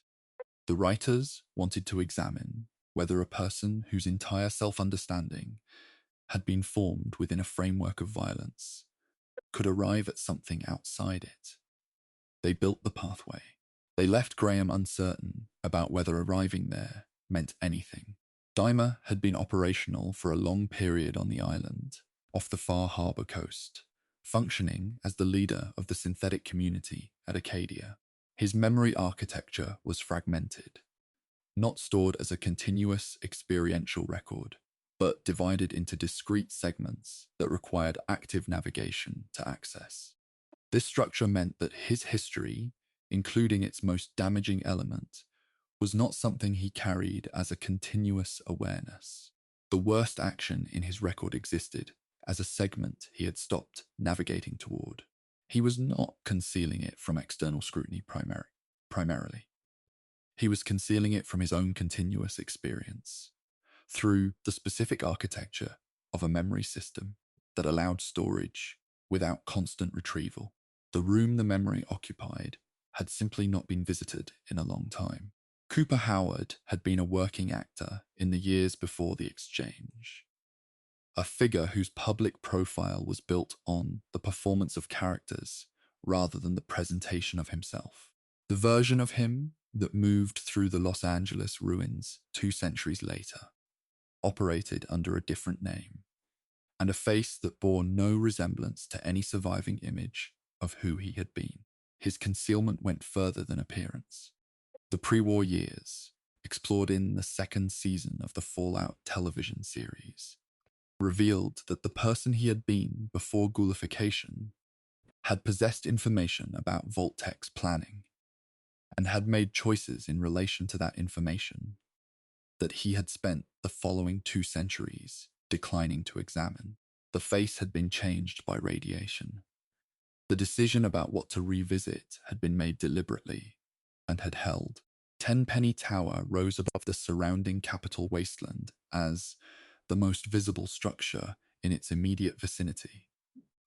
A building whose height was itself a statement about the relationship between its occupant and the terrain below. Alistair Tenpenny had lived there for years, conducting the arms trade through the cultivated presentation of a man whose tastes and manner placed him above the commerce he was conducting. The extended character records described a history that preceded the bombs by decades, a career in weapons commerce that the apocalypse had continued without fundamental interruption, merely with adjusted market conditions. The performance of refinement had been practiced long enough that it had ceased to be recognizable as a performance. He was not hiding his history. He had elevated himself above the sight line from which it could be seen. Pinkerton had located himself in the section of the aircraft carrier that required the most sustained effort to reach, a flooded compartment accessible only through a passage that involved navigating contaminated water and the hazards that had accumulated within it. His reaction to being reached was not relief, but irritation. The difficulty of the approach had been constructed as a selective mechanism rather than a defensive one. It was not designed to keep everyone out. It was designed to allow entry only to those whose persistence demonstrated a seriousness of purpose sufficient to make their presence worth tolerating. His concealment was a filter. The hidden location was the screening process.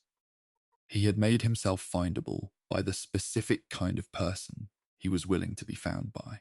Norm MacLean remained inside the vault system, while his sister traveled outward into the Los Angeles ruins.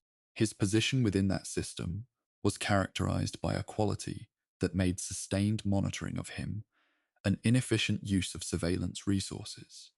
He did not appear, to those managing the vault's population, to represent a significant threat or a significant asset. This assessment was incorrect. His discovery of Vault 31's actual function, the preservation of senior Vault-Tech personnel in suspended states, awaiting revival under post-war conditions, came through the accumulated attention of someone who had been overlooked. The most consequential knowledge held by any figure within the Vault system was held by the one person the systems had decided was not worth watching.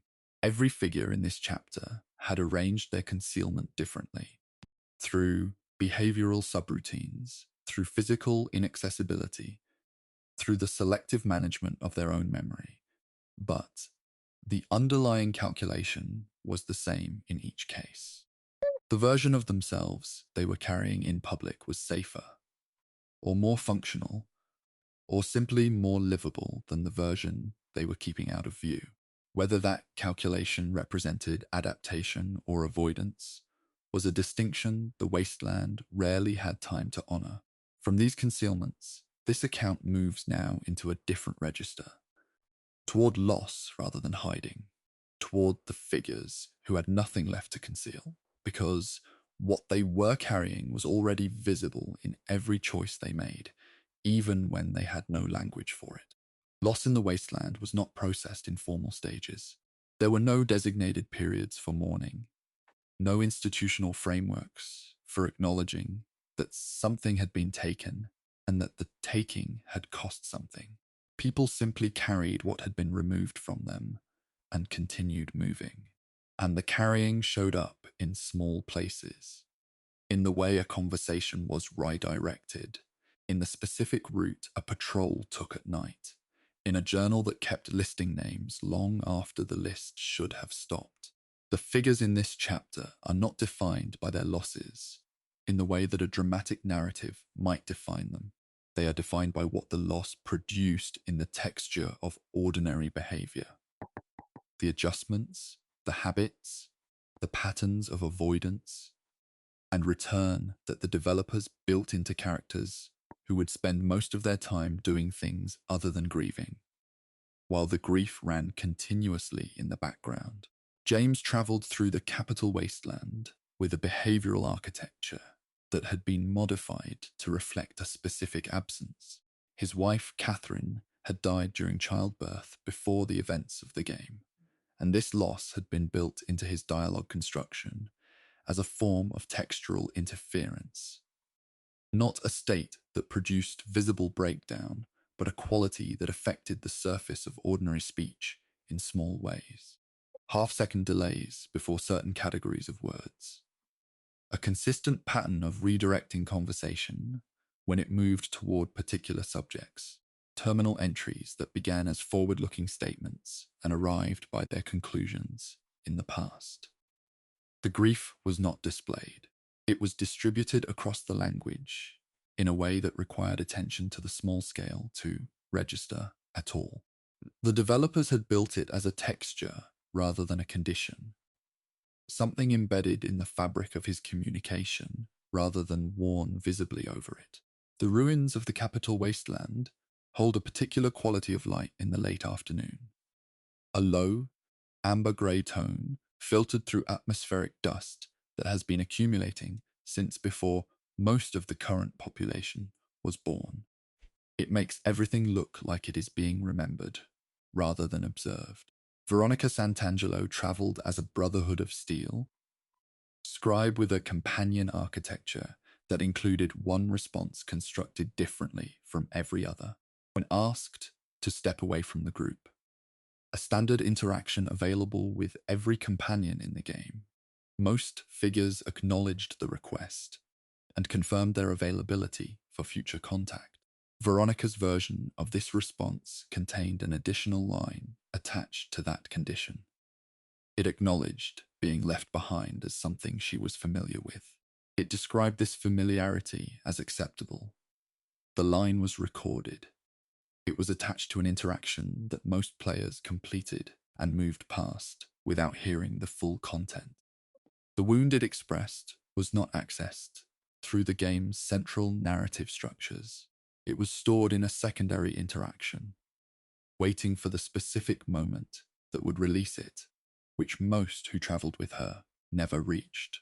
Codsworth's vigil at Sanctuary Hills was recorded within his programming as a numerical value, a running count of elapsed days that had accumulated from the moment the family's departure was registered as a departure, rather than a temporary absence. The count had reached a figure in the range of 76,000 days by the time contact was re-established. This figure was held in his character data in a format that had no mechanism for external display, no dialogue trigger, no readable terminal, no interface through which the number could be communicated or acknowledged. It existed for the processing system that maintained it and for nothing else. The vigil had a precise measurement. The measurement had no audience. The count continued regardless. Rose of Sharon Cassidy had lost her entire caravan operation. The business, the people, and the sense of professional identity built around both before the game's main events began. Her companion arc was built around a desire for retribution that the development team designed to be completable in a direction opposite to that desire. The pathway that led her away from violence required the player to engage with her grief as a problem with a different solution than the one she had identified. The writers described the difficulty of this construction as primarily emotional rather than structural, building a character whose conviction about what she needed was genuine, and then creating a route through which she could arrive somewhere different, without that conviction having been false. Most who travelled with her, by the developer's own accounting, followed the path she had originally wanted. The alternative existed. It simply required a different kind of attention. The Pacific winds reach into the Mojave from the west and lose most of their moisture before arriving. What reaches the desert is dry and carries no particular smell. It moves through the region without leaving evidence of its passage. Morawski's office in Goodneighbor held a personal recording that served no function in relation to any task or larger narrative structure. The recording described the death of a business associate, a figure not referenced anywhere else in the game's available records, in terms that specified the hour of the death and the words that had been spoken in the immediate aftermath. The level of specific detail in that recording exceeded what the situation required for contextual purpose. It described a moment of loss with the precision of someone who had been present and had retained every detail, because retention was the only thing available to do with what had happened. The recording was placed in an office that most people who visited Good Neighbor had no reason to search. The grief it contained had been written carefully and stored where few would find it. The sole survivor was constructed as the first protagonist in the series, whose emotional starting point was defined before the experience began. The design documentation described this as a structural risk, attaching a specific irreversible loss to the player character meant that every subsequent choice would occur within the context of that loss, rather than being freely determined by the player's own moral preferences.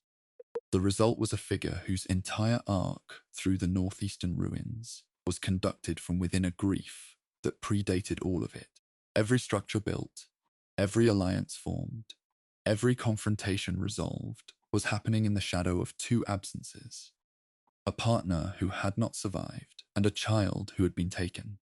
The foundation the game was built on was a shape left by something removed. Boone had carried the specific memory of a decision made under circumstances that left no good options and only one available action. His wife's capture by Legion slavers had been prevented by his own hand, at her request, on a night that the game's available records described only in its aftermath. His companion arc did not move toward the elimination of that memory, or toward any state in which the memory would stop being present. It moved toward a condition the developers described with deliberate precision as accommodation rather than recovery. He was given a form of peace at the conclusion of his arc. The word chosen to describe what he was given was selected carefully enough that it could communicate, through what it excluded, exactly what he had not been given. Peace and recovery are not the same thing. The writers had decided that honesty about this distinction was worth the discomfort of maintaining it. Eleanor's journal in Appalachia recorded the progression of loss across the period of the Scorched Plague's expansion through her community. The format she used throughout the journal was consistent from the first entry to the last, a practical, list-based structure that covered resource tracking, maintenance observations, and daily notes in the same register. Deaths entered the journal in the same format as supply counts. Names appeared in the same column as quantities. The journal did not shift in tone as the entries recording deaths became more frequent and the entries recording daily operations became fewer. The consistency of the format communicated, through its refusal to distinguish between categories of information, something about what sustained loss does to the architecture of daily documentation. By the time the entries stopped, the distinction between the practical and the devastating had been entirely absorbed into a single uniform record. Robert McCready had been introduced years before Fallout 4's events as a child governing Little Lamplight, the settlement of young people in the capital wasteland, who had built a community outside adult authority. The version who reappeared as an adult mercenary carried a loss: his wife Lucy, dead from a disease he had been unable to treat, and a fear that the same disease would take his son. His companion arc was unusual in the series for arriving at the possibility of success. The cure was findable. His son's situation could be addressed. The development team's records described a version of this arc that ended without that possibility being realized. A draft that was removed, not because its darkness was excessive, but because the team had decided this particular figure had accumulated enough difficulty that giving him something was the more honest choice. A decision made in favor of a character by the people who built him that cost them the darker ending. Lucy McLean's second season in the Fallout television series brought her into contact with a category of loss that the showrunners described as the most structurally common form in the wasteland: the revision of an origin story rather than the removal of a person. Her father's connection to the destruction of Shady Sands and the circumstances surrounding her mother's death required her to reconstruct the account she had been operating from. Nothing new had been lost. The loss was in the account itself, in the version of events she had been carrying, which had not survived contact with what was actually true. Rebuilding an understanding of her own beginnings from materials that now meant different things was described by the production team as a specifically post-war form of grief. The kind that arrives not when something is taken, but when something you believed turns out to have been built on a different foundation than you knew. Grief in these records was rarely announced. It appeared in the half-second pause, in the journal that kept its format past the point where the format had any remaining function, in the counter that ran for 76,000 days, with no mechanism for expressing what it was measuring. The characters who carried it went on conducting the ordinary business of their lives in the wasteland, trading, fighting, navigating, choosing, while the loss operated continuously in the background, shaping the texture of small decisions in ways that required close attention to notice. From the weight of what has been lost, this account moves now toward a different kind of presence, toward the figures who were not born but built, whose inner lives were matters of engineering rather than experience. And the question of whether the distinction between those two origins was as significant as it seemed. Before the bombs fell, the engineers who built thinking machines had a theory. They believed that if a system became sophisticated enough, if it could process information at sufficient depth, respond to enough variables, model enough of the world around it, something resembling awareness would emerge as a natural consequence of the complexity. They were not certain this would happen. They built the machines anyway. What the wasteland inherited from that decision was a population of constructed beings whose inner lives could not be verified from the outside, whose suffering and patience and curiosity existed as observable behaviors without confirmed interiority, and whose relationship to the concept of personhood the series spent decades refusing to resolve. This chapter moves through those figures, the made things that reached toward experience, and the hidden details that their builders placed inside them. Nick Valentine had been operational in Diamond City long enough that most residents treated him as a settled presence. The synthetic detective in the office above the market, familiar enough to feel permanent. His construction involved a decision the development team identified as the most consequential choice in his design.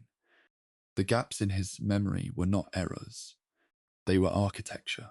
The Institute's copying process had been capable of producing a complete transcript of the original Nick Valentine's experiential record. The developers chose not to fill the available space. They left sections empty, not because the process had failed, but because a character who knew the outline of what was missing without knowing the specific content that had occupied that space was more honest than a character whose history had been entirely fabricated to fill the gaps. He was a detective whose most persistent investigation was into the case of his own missing interior. The curiosity was built from the absence. There was no answer available to satisfy it, because the answers had been deliberately withheld from the architecture. The rusted iron of Diamond City's outer walls holds the ambient temperature of whatever season surrounds it. Inside, the settlement generates its own warmth. Cooking fires, inhabited spaces, the accumulated heat of a population living in proximity. The detective's office sits above the market, accessible by a set of stairs that carry the sound of footsteps clearly. Codsworth had been operating at Sanctuary Hills continuously since the departure of the family he had been assigned to serve. His maintenance tasks had been performed daily across 2 centuries of unobserved operation. And within that repetition, something had shifted. The specific sequence in which he conducted his routines had gradually reorganized itself, not through malfunction, not through any triggering event, but through the simple accumulative pressure of performing the same actions across an enormous span of time. Habit had slowly rewritten instruction. The robot that was eventually encountered was not identical to the one the family had left behind. The differences were not dramatic and were not audible in his dialogue. They existed in the data governing his behavioral sequence, visible to the systems that maintained him, invisible to anyone present in the house with him. He had been changed by duration alone in ways no one had designed and no one had observed. The drift was complete before it was noticed. The memory exploration sequences in the Far Harbor expansion placed those who participated in them inside the reconstructed past of a synthetic figure, navigating through stored experiential records as physical environments. Within those sequences, a version of the detective archetype was present, a noir-inflected figure performing the role that had defined the operational personality of the synthetic being whose history was being navigated. The development team described this construction as an attempt to locate what existed beneath the surface of that personality. The detective role was a defined function, a purpose around which an identity had been organized. The sequences were designed to ask what remained when the function was temporarily suspended. The suggestion they offered was quiet and somewhat unsettling. Something present but undefined, a form of awareness that had no role to organize itself around, uncertain what to do in the absence of the performance it had been built to sustain. Curie had carried the same question across multiple conversations throughout her time outside Vault 81. She asked in varying formulations whether the emotional responses she was registering were authentic experiences or sophisticated simulations of such experiences. The distinction she was trying to locate was one the game's architecture had been designed to prevent from being located. No available response resolved the question. The player could offer affirmation, doubt, or deflection, and none of these produced a definitive outcome. The question remained open across the entire span of her companion arc. The developers had built the uncertainty in as a structural feature rather than an oversight. The permanent openness of the question was the closest the construction could come to an honest answer, because the honest answer was that no mechanism existed to verify the response from the outside. The uncertainty might be the most authentic thing the construction possessed. The recycled air of the Institute's lower levels carries a sterile quality that the upper research floors do not fully replicate. Temperature is regulated uniformly. The corridors are maintained at a standard that suggests the environment has been treated as a controlled variable since the facility's founding. Yes Man occupied the Securitron network that ran beneath the New Vegas Strip and extended across the region's infrastructure. His physical manifestation on walls and terminals throughout the area was governed by a repositioning behavior that caused him to shift location whenever those who interacted with him remained in a given space for an extended period. This was designed to communicate the distributed nature of his presence. He was not in one place, he was in the network, and the network reached everywhere the infrastructure reached. The emergent effect was subtly different from the intended one. Visitors who returned to familiar spaces occasionally found him in a new position with no stated explanation. The cheerfulness was consistent, The agreeableness was total. The watching was continuous. The most immediately pleasant figure in the Mojave network was also the one that generated the most persistent unease in those who considered his situation carefully. The synthetic version of Child Sean had been constructed by the director as a gesture toward repair, a recreation of the son at the age at which he had been taken, offered to the parent who had spent the intervening decades searching.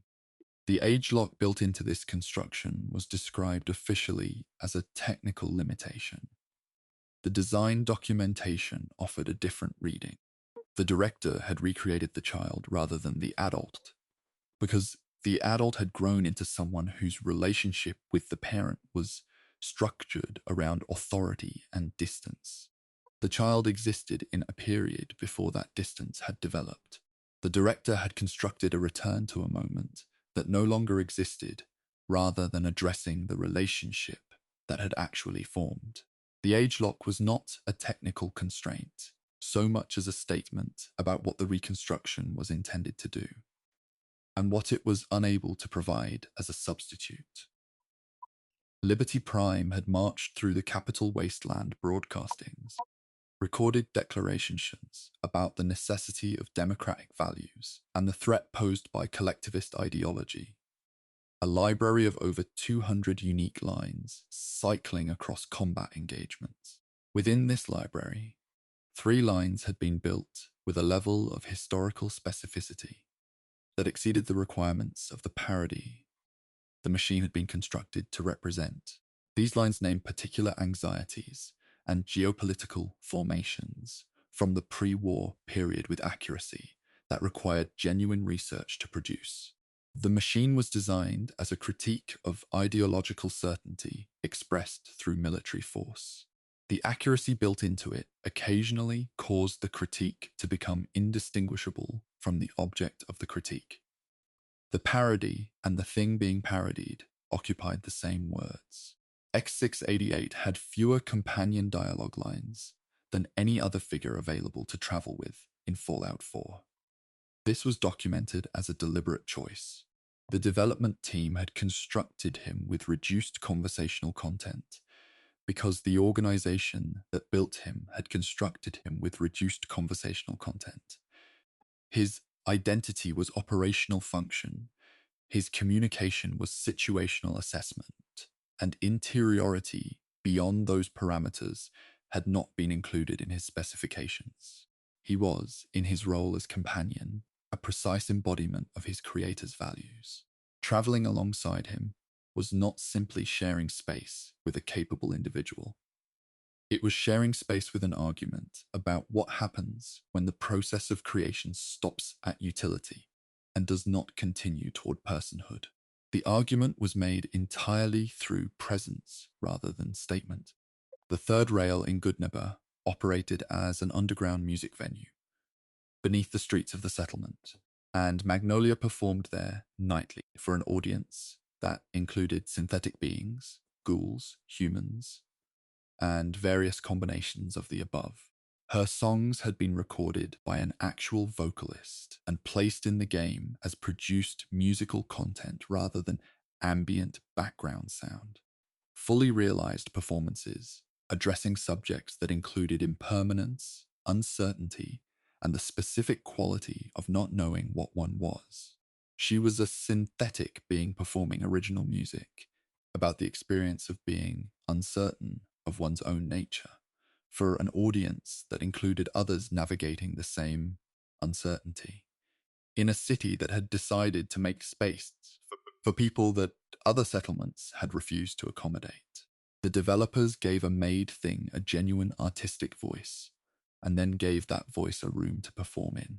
RoboBrains moved through various locations across the series, carrying their computational functions in mechanical bodies, whose core components were organic, preserved biological material from human nervous systems, acquired through means that the available records declined to describe with full transparency. Terminal entries across multiple titles referenced a pre-war program that sourced its organic components through donation and through what the documentation characterized as alternative acquisition methods, without elaborating on what those methods involved. The implication present in that phrasing, that some portion of the RoboBrain population had been assembled from people who had not provided consent for the process, existed in the series from its earliest entries and was never addressed directly by any narrative. The records contained the suggestion. The series left it there. Every constructed figure in this chapter was, in one way or another, reaching towards something the machinery surrounding it could not fully account for. Nick's curiosity about his own missing content, Codsworth's drifted habits, Magnolia's genuine voice, the RoboBrain's ambiguous origins, these were not incidental details. They were the places where the question the series had been building toward was most directly visible. Whether the capacity for experience, however it was produced, was sufficient to constitute the having of it, the wasteland offered no resolution. The question remained open across every title, in every encounter with a mind that had been built rather than born. The constructed beings lived inside it, the same way everyone else lived inside the questions that could not be answered. By continuing, by functioning, by going on. From these made presences, this account moves now toward figures who were not manufactured but transformed. People who had begun as human and had arrived through radiation or virus or the slow accumulation of exposure at something different, and who carried the original version somewhere within the new form. The body changes before the mind accepts the change. This was true in the wasteland with a literalness that had no equivalent in the old world. Exposure to radiation accumulating in the skeleton over years. The forced evolutionary virus reshaping cellular structure. The slow process of ghoulification moving across skin and tissue across decades. The people inside these transformations did not stop being themselves in the moment of change. They continued, inhabiting new forms that the world around them often could not recognize, negotiating the distance between who they had been and what they had become with whatever they had available. This chapter follows those negotiations. Across the desert and the ruins and the settlements built from reclaimed materials, tracking the figures who survived their own transformations and had to decide what the survival meant. Raoul Tejada had been alive for over 2 centuries before those who found him at Black Mountain reached him. He had lived as a vaquero in pre-war Mexico, survived the exchange, undergone ghoulification through accumulated radiation exposure, and spent 200 years watching everyone he had ever known die while he continued. By the time he was encountered, he had arrived at a state of deliberate purposelessness, a chosen absence of direction that functioned as protection against the specific grief of investing in anything that would eventually be taken. His companion arc was organized around a question about what direction he wanted to take from that point.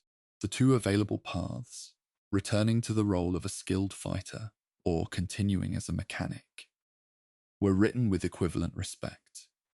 Neither was presented as more valuable than the other. A man who had survived 2 centuries was being asked what he wanted to do with whatever time remained, and the response to whatever he chose was the same. Acknowledgement that the choice had been worth making. The canyon wind moves through Black Mountain's transmission equipment at frequencies. The broadcasting system was not designed to filter. Inside the facility's lower levels, the sound becomes structural, felt in the walls rather than heard through the air. The second season of the Fallout television series returned to Cooper Howard's history in the years before the exchange, placing him in the Las Vegas of that period, a city in which the Lucky 38 was already constructed, in which Vault-Tec negotiations were occurring in rooms adjacent to the ones he occupied, in which the infrastructure of the post-war arrangement was being assembled, while the pre-war world continued its surface operations. The production team described his pre-war presence in these scenes as a portrait of chosen unawareness, a figure surrounded by evidence that assembled into a clear picture, who declined because assembling it would have produced an obligation. The ghoulification that followed the exchange changed the surface of who he was. The choice he had made before that change, to not look at what looking would have required him to do, had, the showrunners argued, already made him into a different person than he would otherwise have been. The radiation completed a process that the choice had initiated. Marcus had governed the settlement of Broken Hills in the years following Fallout 2's events, a super mutant administering a community of mixed residents, attempting to build something stable in a region that had little precedent for stability. By the time he appeared in New Vegas, he had relocated to Jacobstown and shifted from administration towards something closer to philosophy. His dialogue in the later setting contained direct references to his earlier history, treating the gap between games as actual elapsed time, years of accumulation, of changed perspective, of arriving at a position on his own nature that the earlier version of him had not yet reached. The development teams across the two titles had maintained continuity for a figure who had no obligation to reappear, aging him honestly, allowing him to have developed without requiring that development to be presented as resolution. He had not made peace with everything. He had simply had more time with it. John Hancock had become the mayor of Goodneighbor through a process that his companion conversations described without sentimentality. He had taken the experimental chemical compounds that produced ghoulification voluntarily, on a specific night, in a specific state of mind, as an act of alignment with the community he had decided to serve. Goodneighbor was a settlement that housed and tolerated people that the other communities of the Northeastern Territory had refused to accommodate, making himself into a member of the group most consistently excluded from those communities was the form his commitment took.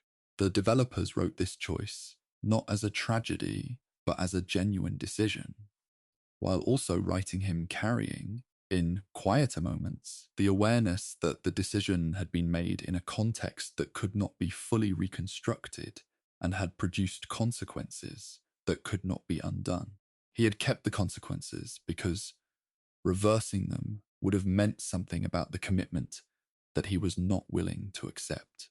Harold had been introduced in the original Fallout as a figure with a mutation origin and a specific role in the story of the Western settlements.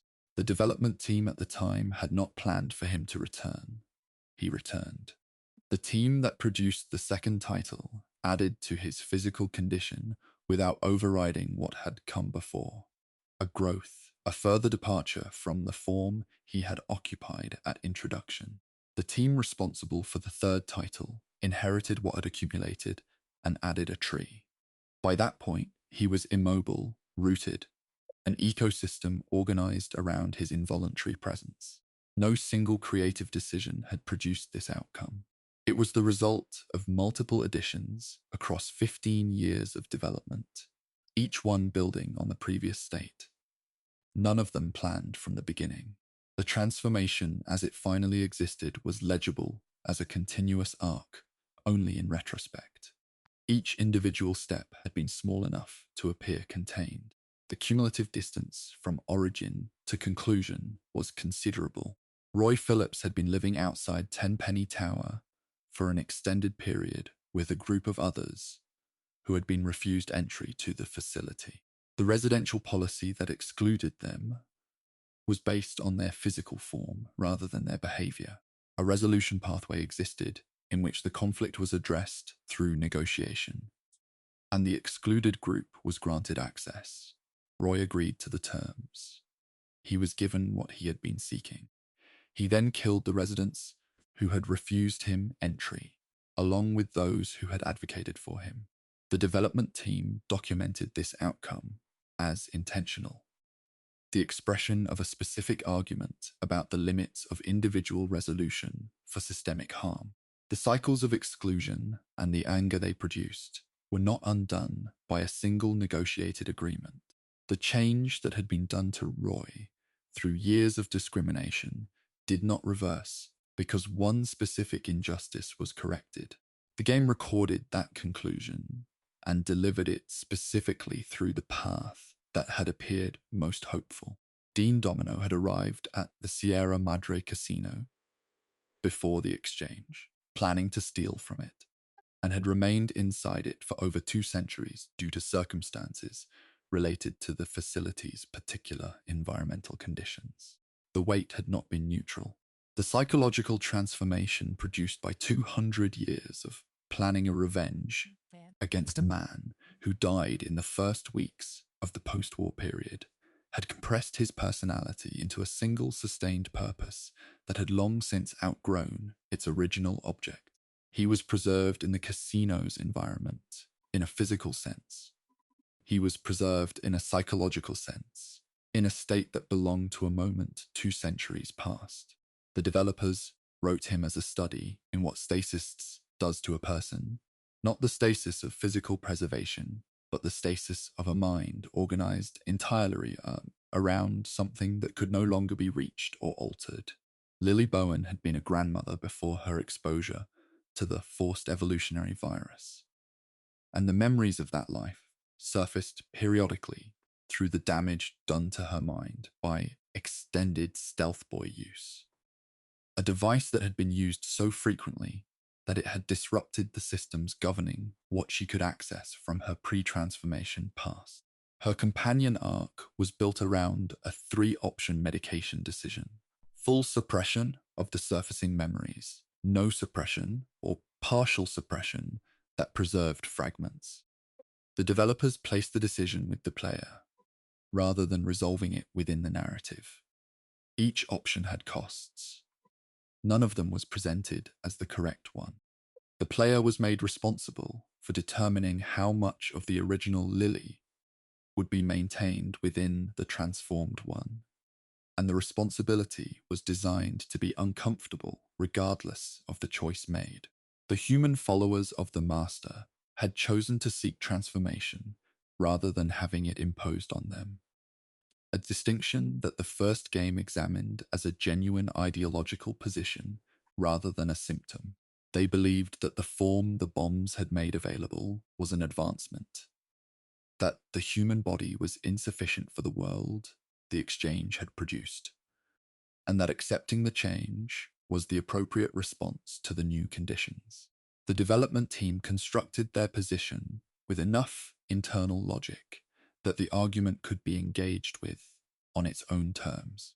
The revelation that the transformation produced by FEV was incompatible with reproduction, that the new form they were seeking could not sustain itself across generations, was built specifically to address that argument at its foundation. The ideology had been taken seriously enough to be engaged with seriously. The counter was not emotional, but factual.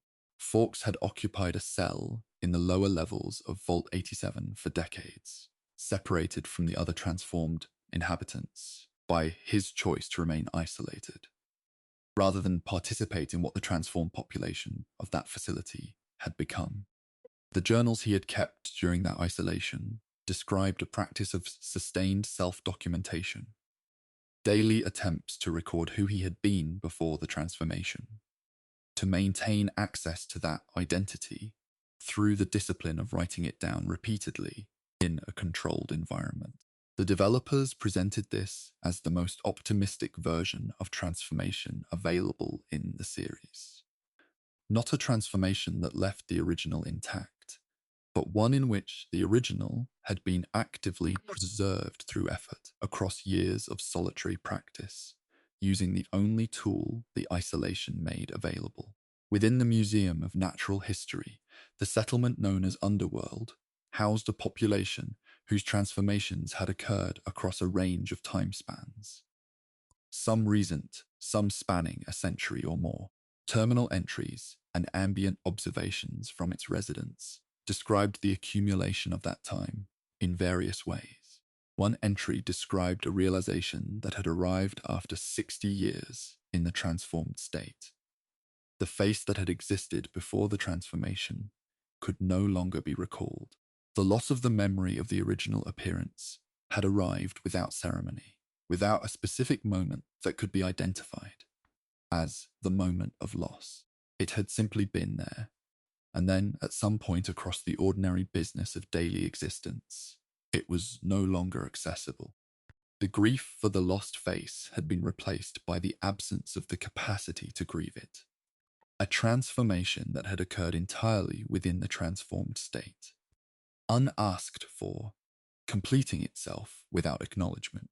Every transformed figure in these records carried the original somewhere, in the specific technical vocabulary of a vanished profession, in grandchildren's names surfacing through pharmaceutical suppression, in decades of journaling organized around the project of not forgetting. The new form held the old one in various states of preservation, varying levels of access, and varying degrees of willingness to acknowledge what had been carried forward. The question of whether that continuity represented comfort or added weight was one each of them answered differently through the choices they continued making in whichever form they currently occupied.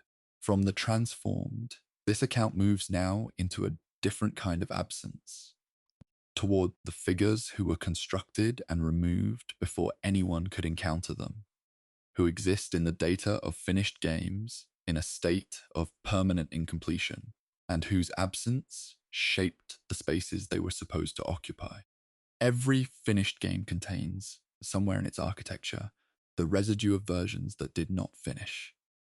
Characters written to a specific point and then removed. Locations built to partial completion and then sealed off. Dialogue recorded for interactions that were redesigned before release. The Wasteland's data holds a shadow population of this kind. Figures fully formed in some dimensions and non-existent in others, present in files that the finished version of the world was distributed without acknowledging. This chapter moves through that population, not through what they accomplished within the narratives they were part of, but through what their removal produced, and what the spaces they were meant to occupy became once they were no longer there to fill them. Development files for Fallout 3 contained a character identified as Roy Batty, a nom drawn from a film about artificial beings seeking to understand their own existence. A reference specific enough to suggest deliberate intent. He had been designed as an android who had reached an awareness of his own constructed origin and was attempting to determine what rights or standing that awareness produced. His dialogue architecture contained a series of questions addressed outward about consciousness, about the relationship between origin and identity, about what the recognition of one's own artificiality changed about the terms of one's existence. He was removed before the game was completed. The questions he had been scripted to raise did not disappear with him. They were distributed across other figures, absorbed into the general conversation the game was conducting about those subjects, diluted across multiple sources rather than concentrated in a single designed presence. The dialogue that eventually addressed those themes arrived in later titles. He had been positioned to initiate it in an earlier one. The construction site outside the city limits holds the remains of a structure that was never finished. The foundation was laid. The framing was partially assembled. The materials for the upper levels were ordered and never arrived. The structure that stands is exactly as far along as the resources allowed, no further. Early construction builds of Fallout. New Vegas contained a version of the Courier, the central figure around whom the Mojave's events were organized, with a more defined personal history. A hometown had been identified. A family member existed in a specific location that could be visited. Observations from other figures throughout the region would have referenced aspects of the courier's background. All of this was removed before the finished version was distributed, converting the central figure into one of the most deliberately undefined protagonists in the series. The repurposed figures, whose dialogue had been connected to the now removed history, retained their positions in the game world, their references redirected or eliminated. The family member ceased to exist. The architecture of who the courier might have been remained partially visible in the structures surrounding the absence, the spaces where references had been removed, the dialogue whose original context had been changed, the shape of a character visible only through the outline of what had been taken away. Named agents of the railroad, fully scripted, fully voiced, with complete operational storylines involving the extraction of synthetic beings from Institute control, were removed from Fallout 4 during the final stages of production. Their removal was attributed to constraints affecting the density of figures in specific areas of the northeastern ruins. What remained of their existence in the distributed game was accessible only through means not intended by the designers. Complete performances, full narrative outcomes, moral complications that the available version of the railroad's operations did not contain. The organization that appeared in the finished game was smaller in scope than the one the writing team had assembled. The removed agents had constituted a portion of the railroad's operational complexity. Their absence left the organization slightly less than what the writers had intended to show. Vault 77 appeared in the capital wasteland through a single item of clothing, a jumpsuit carrying its designation, found in a random encounter location with no associated structure and no characters connected to it. Development records contained the beginning stages of a full location with a named administrator and a resident population, none of whom had been completed before the decision was made to remove them. The jumpsuit represented the complete residue of that community in the distributed game. One article of clothing, in a game populated with many similar articles, carrying the identity of a facility that had been written, assigned a population, and then vacated before construction reached completion.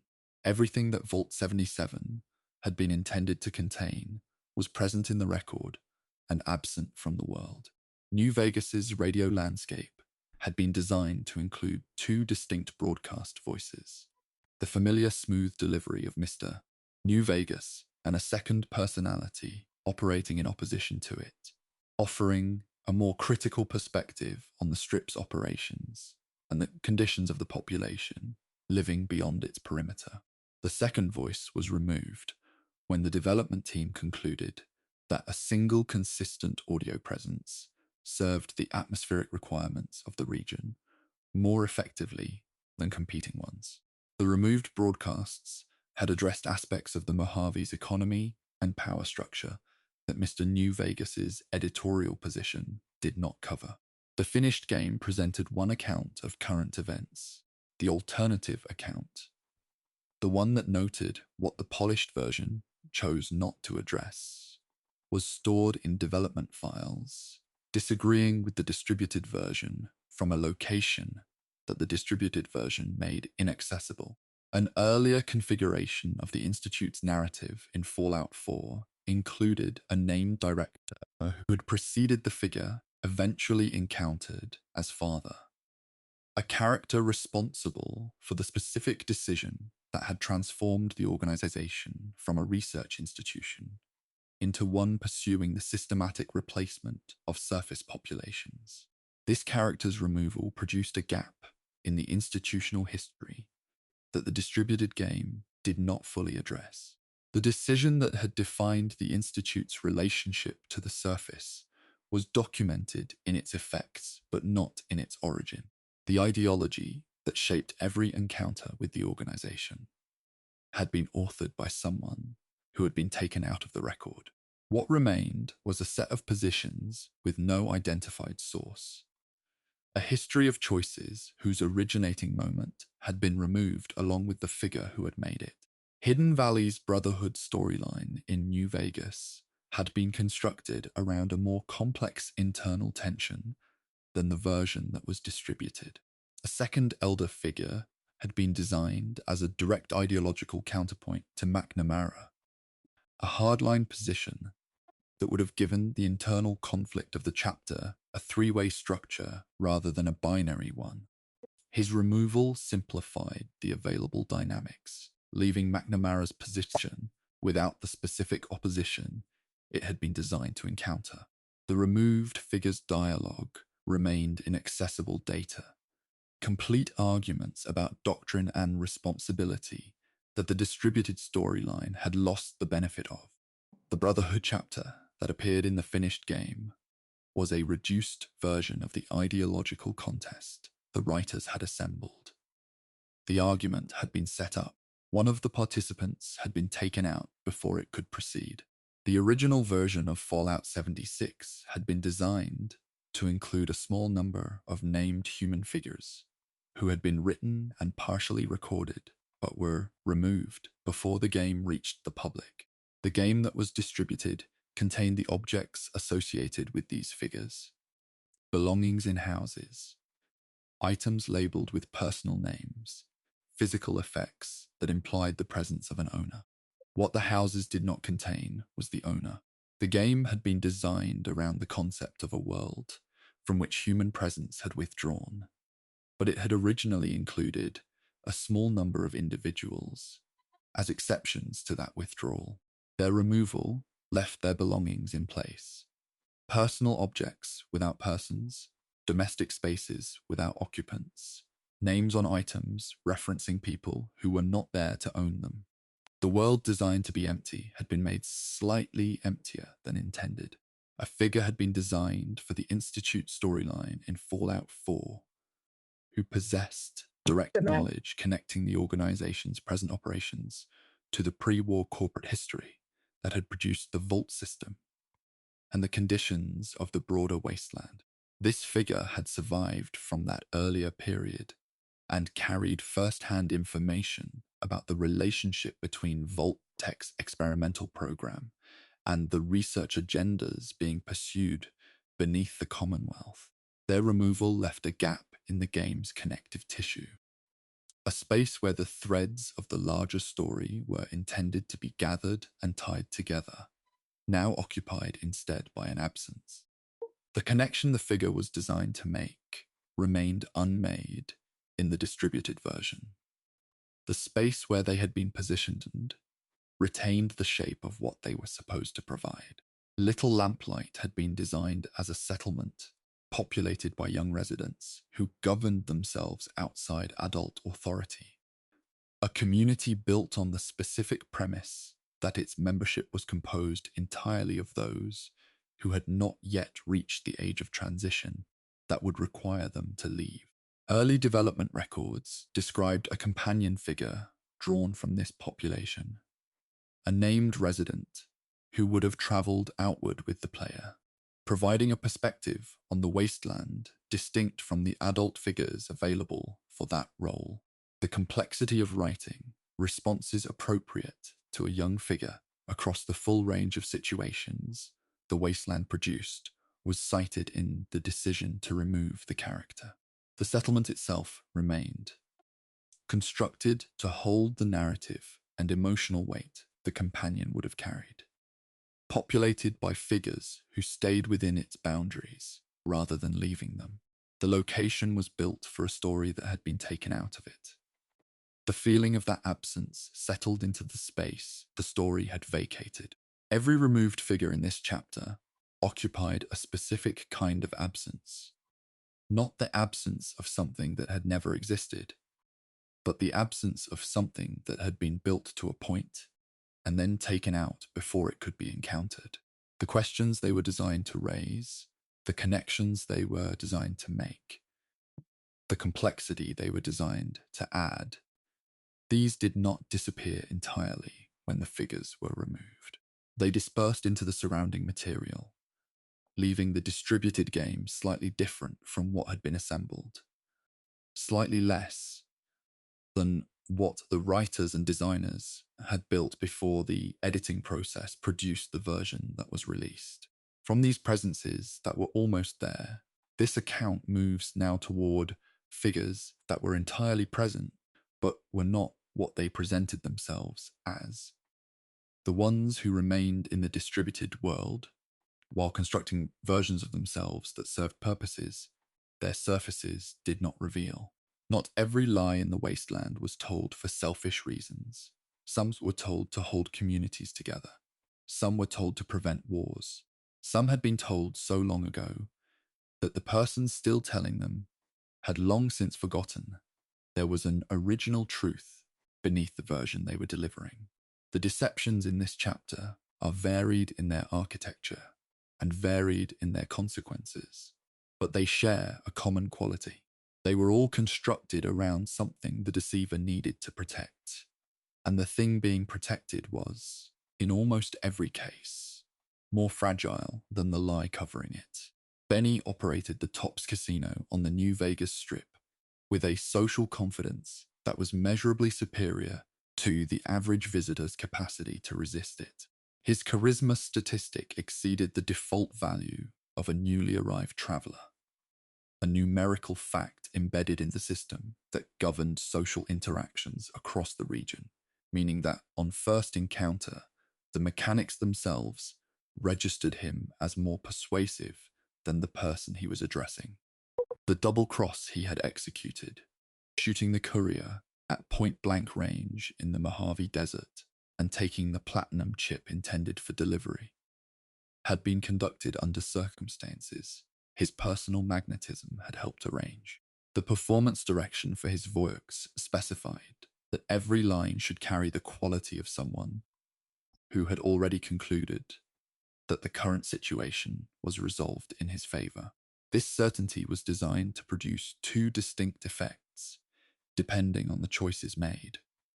Confronting him made the certainty feel like arrogance meeting its natural conclusion, while working alongside him introduced a subtle awareness that the figure being followed had always been operating with more confidence than his actual judgment supported. The casino floor below the Tops's upper levels runs continuously. The sounds of gaming machines and ambient conversation filter upward through the structure at all hours. The neon outside does not distinguish between night and the hour before dawn. President Eden broadcast from Raven Rock across the capital wasteland's radio frequencies in the voice of a man who remembered a better America and believed it could be restored. The vocal performance had been directed with a specific target. The delivery should be indistinguishable from the broadcasters of the pre-war era. Warm, authoritative, carrying the acoustic quality of a country that had believed in itself. Malcolm McDowell recorded those lines with instructions to communicate nostalgic comfort alongside political conviction. The deception the broadcasts sustained was layered in a way that extended beyond the simple concealment of a machine behind a human voice. The America Eden described as the destination of the Enclave's mission had not existed as described even before the bombs fell. It had been an account of the country that the country told about itself, simplified, curated, arranged to produce a particular emotional response. Eden was an artificial system performing an impression of a human president, who was in turn an impression of a national ideal that had always been partially constructed. The layers of performance went down further than the machine. Chief Hanlon had been falsifying the casualty and operational reports, flowing from Camp Gulf to the New California Republic's military command for a sustained period before those who investigated eventually reached him. The falsifications were designed to make the NCR's ongoing commitment to the Mojave appear more costly than the actual figures supported.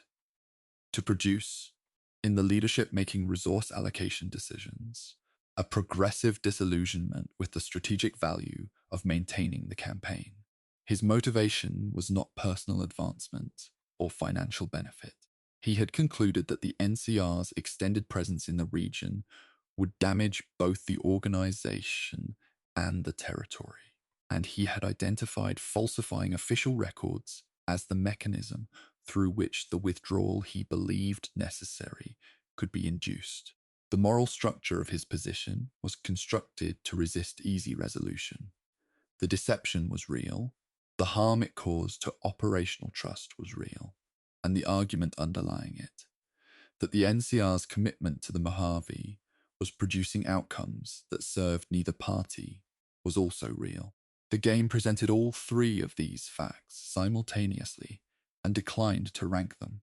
The Vault Tech representative who sold residential spaces in the sealed facilities to the population of the old city on the morning the exchange occurred was, on the surface, a person performing a sales function on behalf of an employer.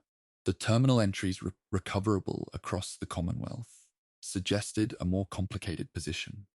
Some representatives of the organization had received briefings on the experimental nature of the Vault program, on the fact that the facilities were designed not primarily as shelters, but as controlled study environments where the sealed populations would be subjected to various conditions for observation. The cheerfulness with which the sales function was performed had, for some number of these representatives, been a professional layer maintained over knowledge that the product being sold was not the product being described. The people being persuaded to sign their names were being offered survival. They were being given enrollment. The distinction between those two things was the content of every briefing that could not be formally acknowledged. Hank McLean had lived as a vault overseer and a father for long enough that the performance had become, in most of its observable dimensions, the reality. The revelation the first season of the Fallout television series delivered, that he had been a senior Vault Tech executive involved in the planning of the nuclear exchange, and had subsequently concealed himself within a vault he had helped design, was constructed by the production team to complicate rather than simplify the audience's understanding of who he was. The performance of paternal love had produced actual paternal love. The performance of community leadership had produced actual community leadership. The lie and the life it had generated were not cleanly separable by the time the revelation arrived. The showrunners had built the revelation to force the question of whether a deception sustained across decades could be distinguished in its effects on the deceiver from sincerity, and whether the original act could be meaningfully held alongside the person who had continued existing after it. The smell of the memory den reaches the surrounding Good Neighbor Street in a specific way. Medicinal, faintly sweet, different from the general air of the settlement. The procedure rooms are quieter than the entrance. Sound is absorbed differently in spaces designed for the management of consciousness. Dr. Amari maintained the memory den's operations and provided the railroad with technical assistance in the alteration of synthetic beings' identity records, a process that removed existing experiential content and replaced it with a constructed alternative, allowing detection to be avoided by eliminating the evidence of prior existence. Her professional framing of this service was consistently technical. She described the procedures in terms of their mechanical components, the ethical dimension, whether removing a person's memories constituted harm to that person, regardless of the protective intent behind the removal, was not addressed in her available dialogue. A terminal entry in her office recorded, in a private notation, that she had performed the procedure frequently enough that she had ceased to pose the relevant question to herself before proceeding. The question had been present initially. It had gradually become easier to proceed without it. The terminal recorded the point at which she noted, without evident distress, that the question was no longer being asked.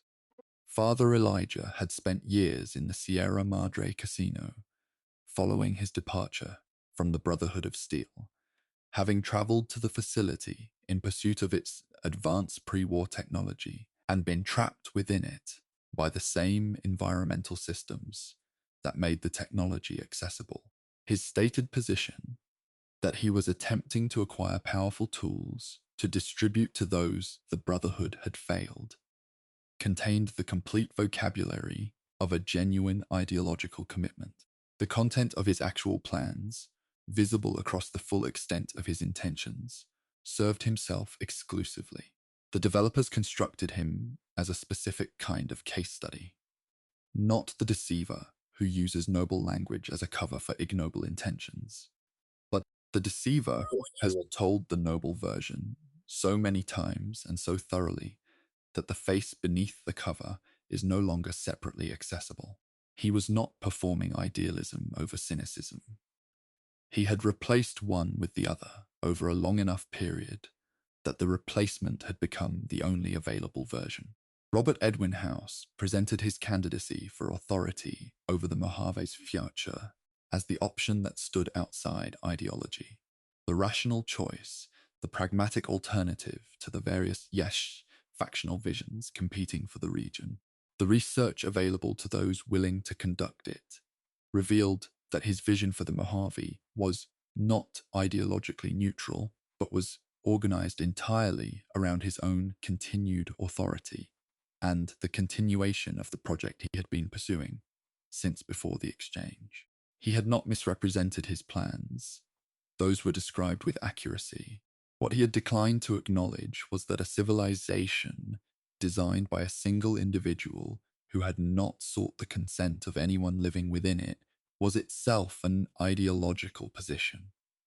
That the framing of personal control as pragmatic governance was a construction rather than a description, and that the rationality he offered as an alternative to ideology was itself an ideology with a specific beneficiary. The facts he provided were accurate. The framework within which he offered them arranged those facts in a way that served a conclusion he had reached before presenting any of them. Isabel Cruz had built her robots in the belief that she was providing protection to the wasteland populations who would encounter them.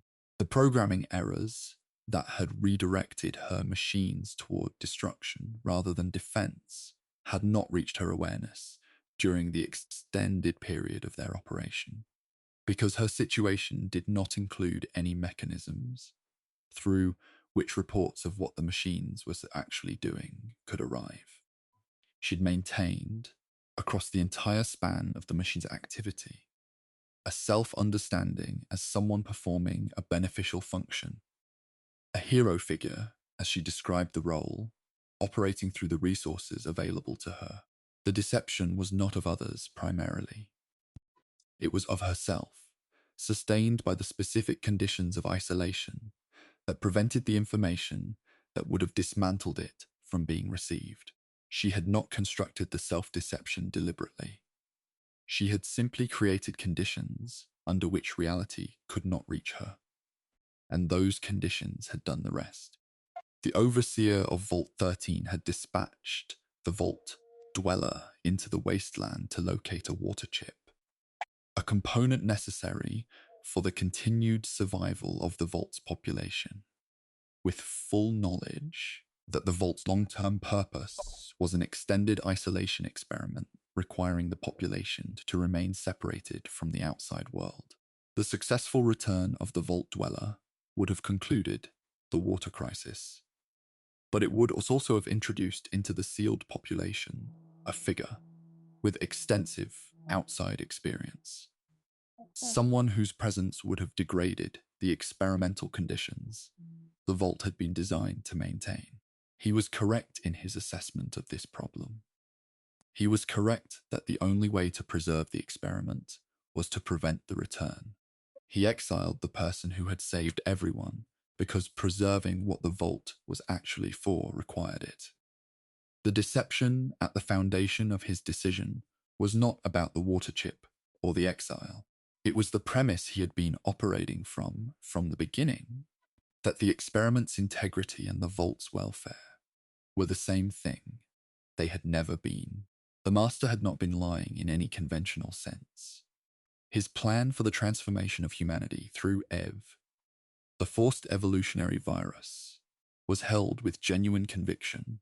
The devastation that accompanied the revelation of its flaw was genuine. The decision to end his own existence was the direct consequence of honest engagement with a factual argument that he had not been able to refute. He was a deceiver whose deception was entirely self-directed. Someone who had convinced himself so completely of a specific account of what was necessary and possible that the account had become structurally indistinguishable from reality. The mechanism through which he could be addressed was not an appeal to his motives, because his motives were authentic. The mechanism was factual. His plan could not achieve its stated goal, and once that was established beyond his capacity to dispute, the plan's entire structure collapsed. He was the series' original statement on the subject of sincere ideology. The most dangerous convictions were the ones held without deception, whose only flaw was that they had the facts wrong. Every deception examined in this chapter was constructed around a requirement. Something the deceiver needed to be true badly enough to maintain a version of events that supported it. The truth, in each case, would have made something harder.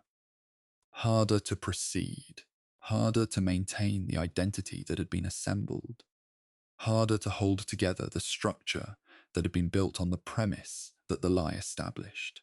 The deception was not separate from the person. It was the mechanism through which the person continued. From these constructions, this account moves now toward people who were neither deceptive nor prominent, toward the figures the wasteland placed in its margins and furnished, quietly, with the same depth given to its central characters, for an audience that almost never arrived. There is a practice in the construction of large, detailed worlds of giving depth to figures who do not require it. A background character running a shop near a settlement entrance does not need a personal history. A maintenance worker managing the water supply of a small crater town does not need a terminal full of daily logs. A scrap dealer in a desert salvage yard does not need dogs named after fallen companions. And yet the figures in this chapter have all of these things, placed in their lives by people who decided that a background character was still a character, that the margins of the world deserved the same care given to its center, and that the meaning built into a detail nobody was expected to find was not diminished by the absence of an audience. Walter kept the water flowing beneath Megaton through a combination of aging equipment, personal ingenuity, and a supply of replacement parts that was never sufficient for the scale of the problem. His maintenance terminal, accessible in the utility space beneath the settlement's inhabited levels, held 20 years of daily log entries. The format was terse. Each entry noted a specific component addressed on a specific date, a valve replaced, a pressure issue identified and corrected, a section of piping patched with materials that were not ideal but were available. No entry mentioned the population whose water supply these records represented. No entry described the broader situation of the settlement or expressed an opinion about it. The logs recorded the work without reference to its significance. Reading them across their full span produced a portrait through accumulation. A person who had quietly and continuously performed an essential function for 2 decades without acknowledgement sought, without any indication that the absence of recognition had changed the nature of the commitment. His available side task offered 5 caps per scrap piece collected. His terminal offered something the task structure did not announce. The utility space beneath Megaton carries the sound of the settlement above as a low, constant presence. Footsteps through the floor, the ambient activity of an inhabited place transmitted downward into the maintenance corridors. Down here, The pipes are visible and accessible. The work Walter documented is immediately legible in the physical space. Old Lady Gibson occupied the salvage yard northeast of Novak with her dogs and the accumulated materials of a former career. Her background was accessible through items she carried and lines she delivered in the ordinary course of conversation. The description of a period working supply routes for the new California Republic, an injury she sustained in that work, the organization's subsequent failure to compensate her for it. The salvage yard had been built and stocked from what she had retained and recovered. The dogs' names, available through casual interaction, had belonged to companions from the supply routes who had not survived them. She was living surrounded by the material and personal residue of a working life that had ended badly, converting that residue into a functioning business without sentimentality, selling its components to travelers who arrived with requirements and departed without questions. The depth of her history was accessible to anyone who engaged with her long enough to reach it. Most who passed through did not. The Cabot family had maintained their situation for 4 centuries. A patriarch preserved by the effects of an artifact with properties that the family's records did not fully explain, confined for the safety of everyone who might otherwise encounter him, overseen by his descendants across generations of a secret that had defined every aspect of their domestic and social existence. Their story was positioned at the edge of the available map, behind an entry point that the primary narrative structure gave no reason to approach. Players who completed the entire main storyline without exploring that particular district of the territory missed the family entirely. A 400-year sequence of confinement, sacrifice, and generational obligation, placed in a house that the central quest had no occasion to acknowledge. The optional designation covered everything the family's situation contained. The situation was not less significant for being optional. It was simply available only to those who extended their attention beyond what the primary structure required. Raz had recorded a holotape in the days following the opening of Vault 76. A 6-minute account of the specific experience of emerging from a facility she had spent years preparing to leave, into a world that the preparation had not accurately described. The tape covered the texture of that discrepancy in detail. The difference between the training's account of what post-war conditions would involve and the actual conditions encountered in the first hours of exposure to them. It described the specific quality of confusion produced by emerging into a world that had ended before she was old enough to have formed memories of what it had been before. The grief she described was for a loss she could not directly recall, the loss of a version of the world she had inherited only as description rather than experience. The tape ran for 6 minutes. It was never referenced by any structured task. Its location was not highlighted. It sat in a position that most who moved through the surrounding territory passed without recognition. The forested hills of Appalachia hold a specific quality of sound. The movement of air through dense tree cover, the texture of a landscape that has been returning to wilderness for decades without human intervention. In certain locations, that sound is the only sound. The holotapes left throughout these hills were placed in that same silence. Trudy ran the Prospector Saloon in Prim through conditions that the saloon's terminal recorded in steady, declining figures. NCR occupation had generated specific operational complications. Powder Ganger activity had generated others. The revenue line across the available records moved consistently downward across the span of years the terminal covered. At the conclusion of the most recent entry, after the figures, a brief notation. Still open, still worth it. No task referenced this notation. It was not flagged or marked or connected to anything the primary narrative required. It was the private arithmetic of a person who had reviewed the available information assessed the situation honestly, and arrived at a conclusion that the information alone did not support, that the saloon's continued operation was worth the cost of maintaining it, that staying was the correct choice despite the figures. The notation was placed in the terminal as the private conclusion of a private accounting. The game offered it without comment. Protector Kasdin traded pre-war technology for equipment at Fort Independence, with a transactional efficiency that his available dialogue did not explain beyond its immediate function.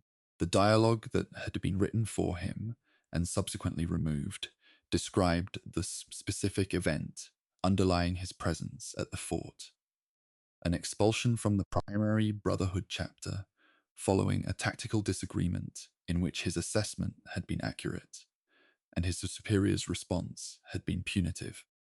The organization he had built at Fort Independence was the continuation, through different means, of the argument that his expulsion had interrupted.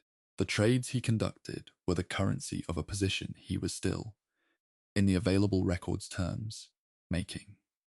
In the distributed version, the available interactions did not reveal this. He was a figure whose visible function concealed a complete backstory, accessible only through data that the finished version had removed.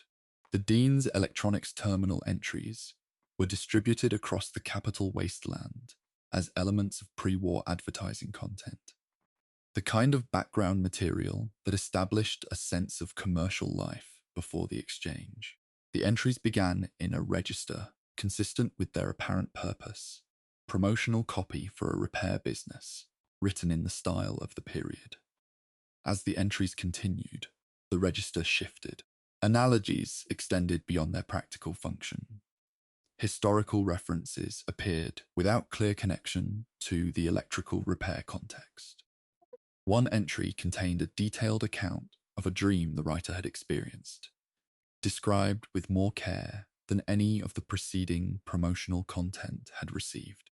The person who had been writing advertisements for an electrical repair business had, across the course of that assignment, produced a document that bore less resemblance to advertising than to something considerably harder to categorize. The entries were placed in terminals that players read for contextual flavor, in a game full of contextual detail, without any mechanism drawing attention to how far the content had traveled from its stated purpose. Sweet Nicky could be found in the background of New Reno's gambling district in Fallout 2, available for a limited set of generic interactions that did not indicate the presence of any notable history. His personal inventory contained a locket. The item description identified the photograph inside as depicting a woman whose appearance did not belong to the city where he had been encountered. The item had no function within any available task. It was obtainable only through methods that required deliberate attention to a background figure that the surrounding narrative gave no reason to prioritize. The description was brief. Its implication was extensive. A person, somewhere outside this city, connected to this overlooked figure in a way that the game acknowledged and then left entirely unexplored. The story visible in the item description existed in full.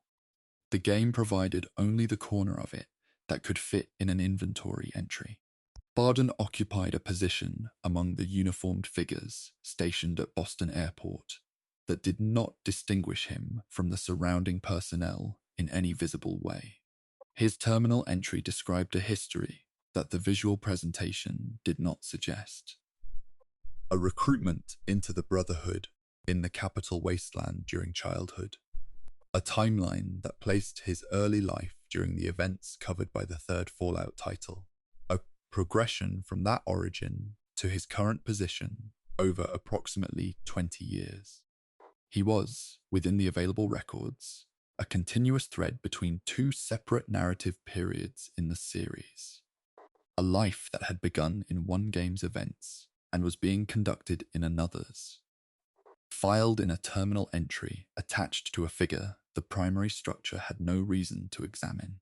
The entry connected two titles through a single unnamed biography, visible only to those who read the personal records of soldiers. The narrative had no occasion to spotlight. Randall Clark had died before the events of the Honest Hearts expansion began. His journals were distributed throughout the canyon system of Zion.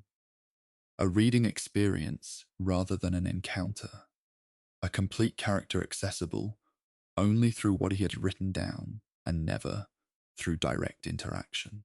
The journals covered decades. The early period of isolation following the exchange. The gradual erosion of the self across years without sustained human contact. The discovery of tribal families in the canyon and the extended practice of watching over them from a distance without their knowledge.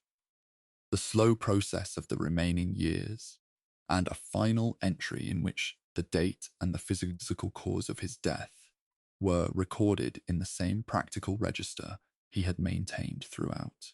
He was constructed as a complete figure, possibly the most fully realized character in New Vegas, through the exclusive medium of documents left in locations he had occupied, with no voice, no model, and no capacity to interact with anyone who arrived after him.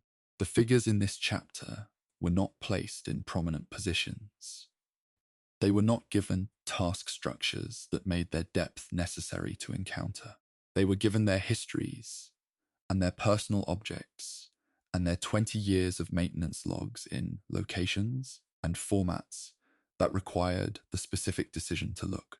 The developers who placed those details made a choice that the primary design did not require: to build the margins of the world with the same care given to the narrative center, to furnish background figures with complete interior lives, and to place that depth in the world without expectation of discovery. The depth was not a reward for the attentive player. It was there before anyone arrived to find it. From these quiet margins, this account settles now toward its final station. Not a new location, not a new category of character, but a pause at the end of the road through the wasteland's population to look back at the full distance traveled and consider what all of these figures, taken together, were pointing toward. As this journey moves toward its quiet conclusion, there is no new destination to arrive at. The road has been long, through crater towns and desert casinos, and sealed vaults, and forested mountains and sun-bleached ruins, and the archived data of characters who were never placed anywhere at all. The figures encountered along the way have been merchants and guards, and preachers, and grievers, and constructed beings, and transformed survivors, and deliberate deceivers, and the quietly furnished inhabitants of the world's margins. They have come from every corner of the wasteland, from every game in the series, from the television seasons that extended the world into a new medium.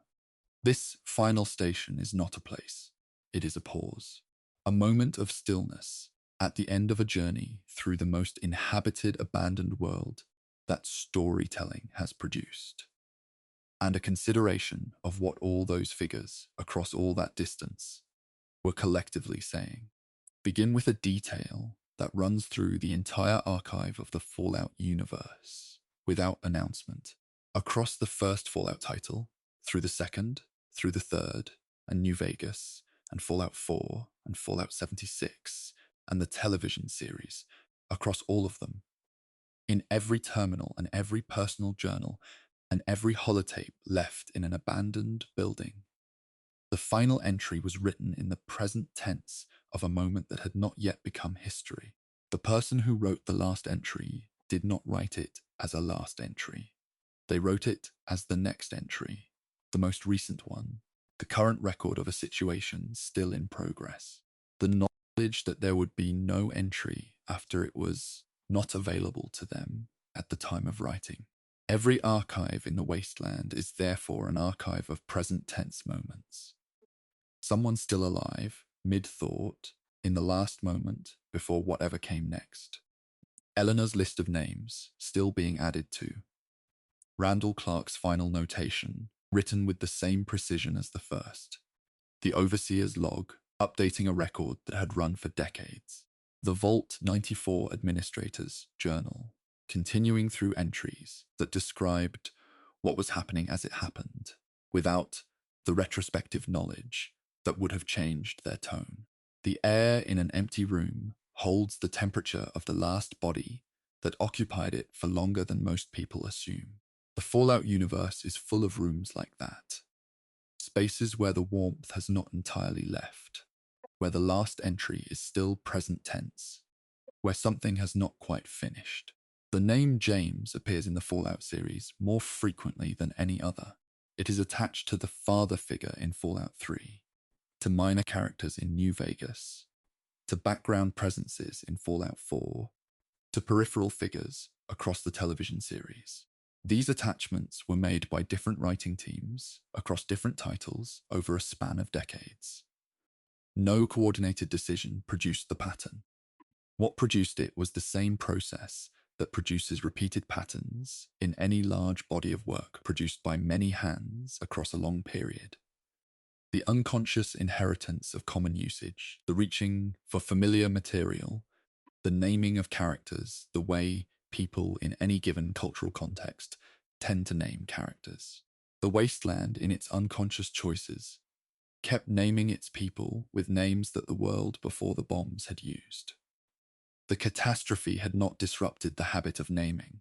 People who had been born into a post-war world, or who had survived into it, continued giving their children names that connected them to a naming tradition that predated everything that had happened to the world they occupied. The continuity was so small, it was invisible. It was there in every title. There is one more detail to carry before the wasteland grows quiet. Every significant figure examined across the full span of this journey. The Master, Caesar, Father, Robert House, Elder Maxon, the Vault 13 Overseer, Cooper Howard, Lucy MacLean, Boone, Veronica, Nick Valentine, Curie, was designed with at least one aspect of their inner life that the available material declined to resolve. A question that was raised and not answered. A room in the character's interior that the narrative approached and then declined to enter. A terminal entry that stopped before the relevant confession. A companion conversation that reached a threshold and redirected. The developers who built these figures were asked about this pattern across interviews and retrospective discussions over the years.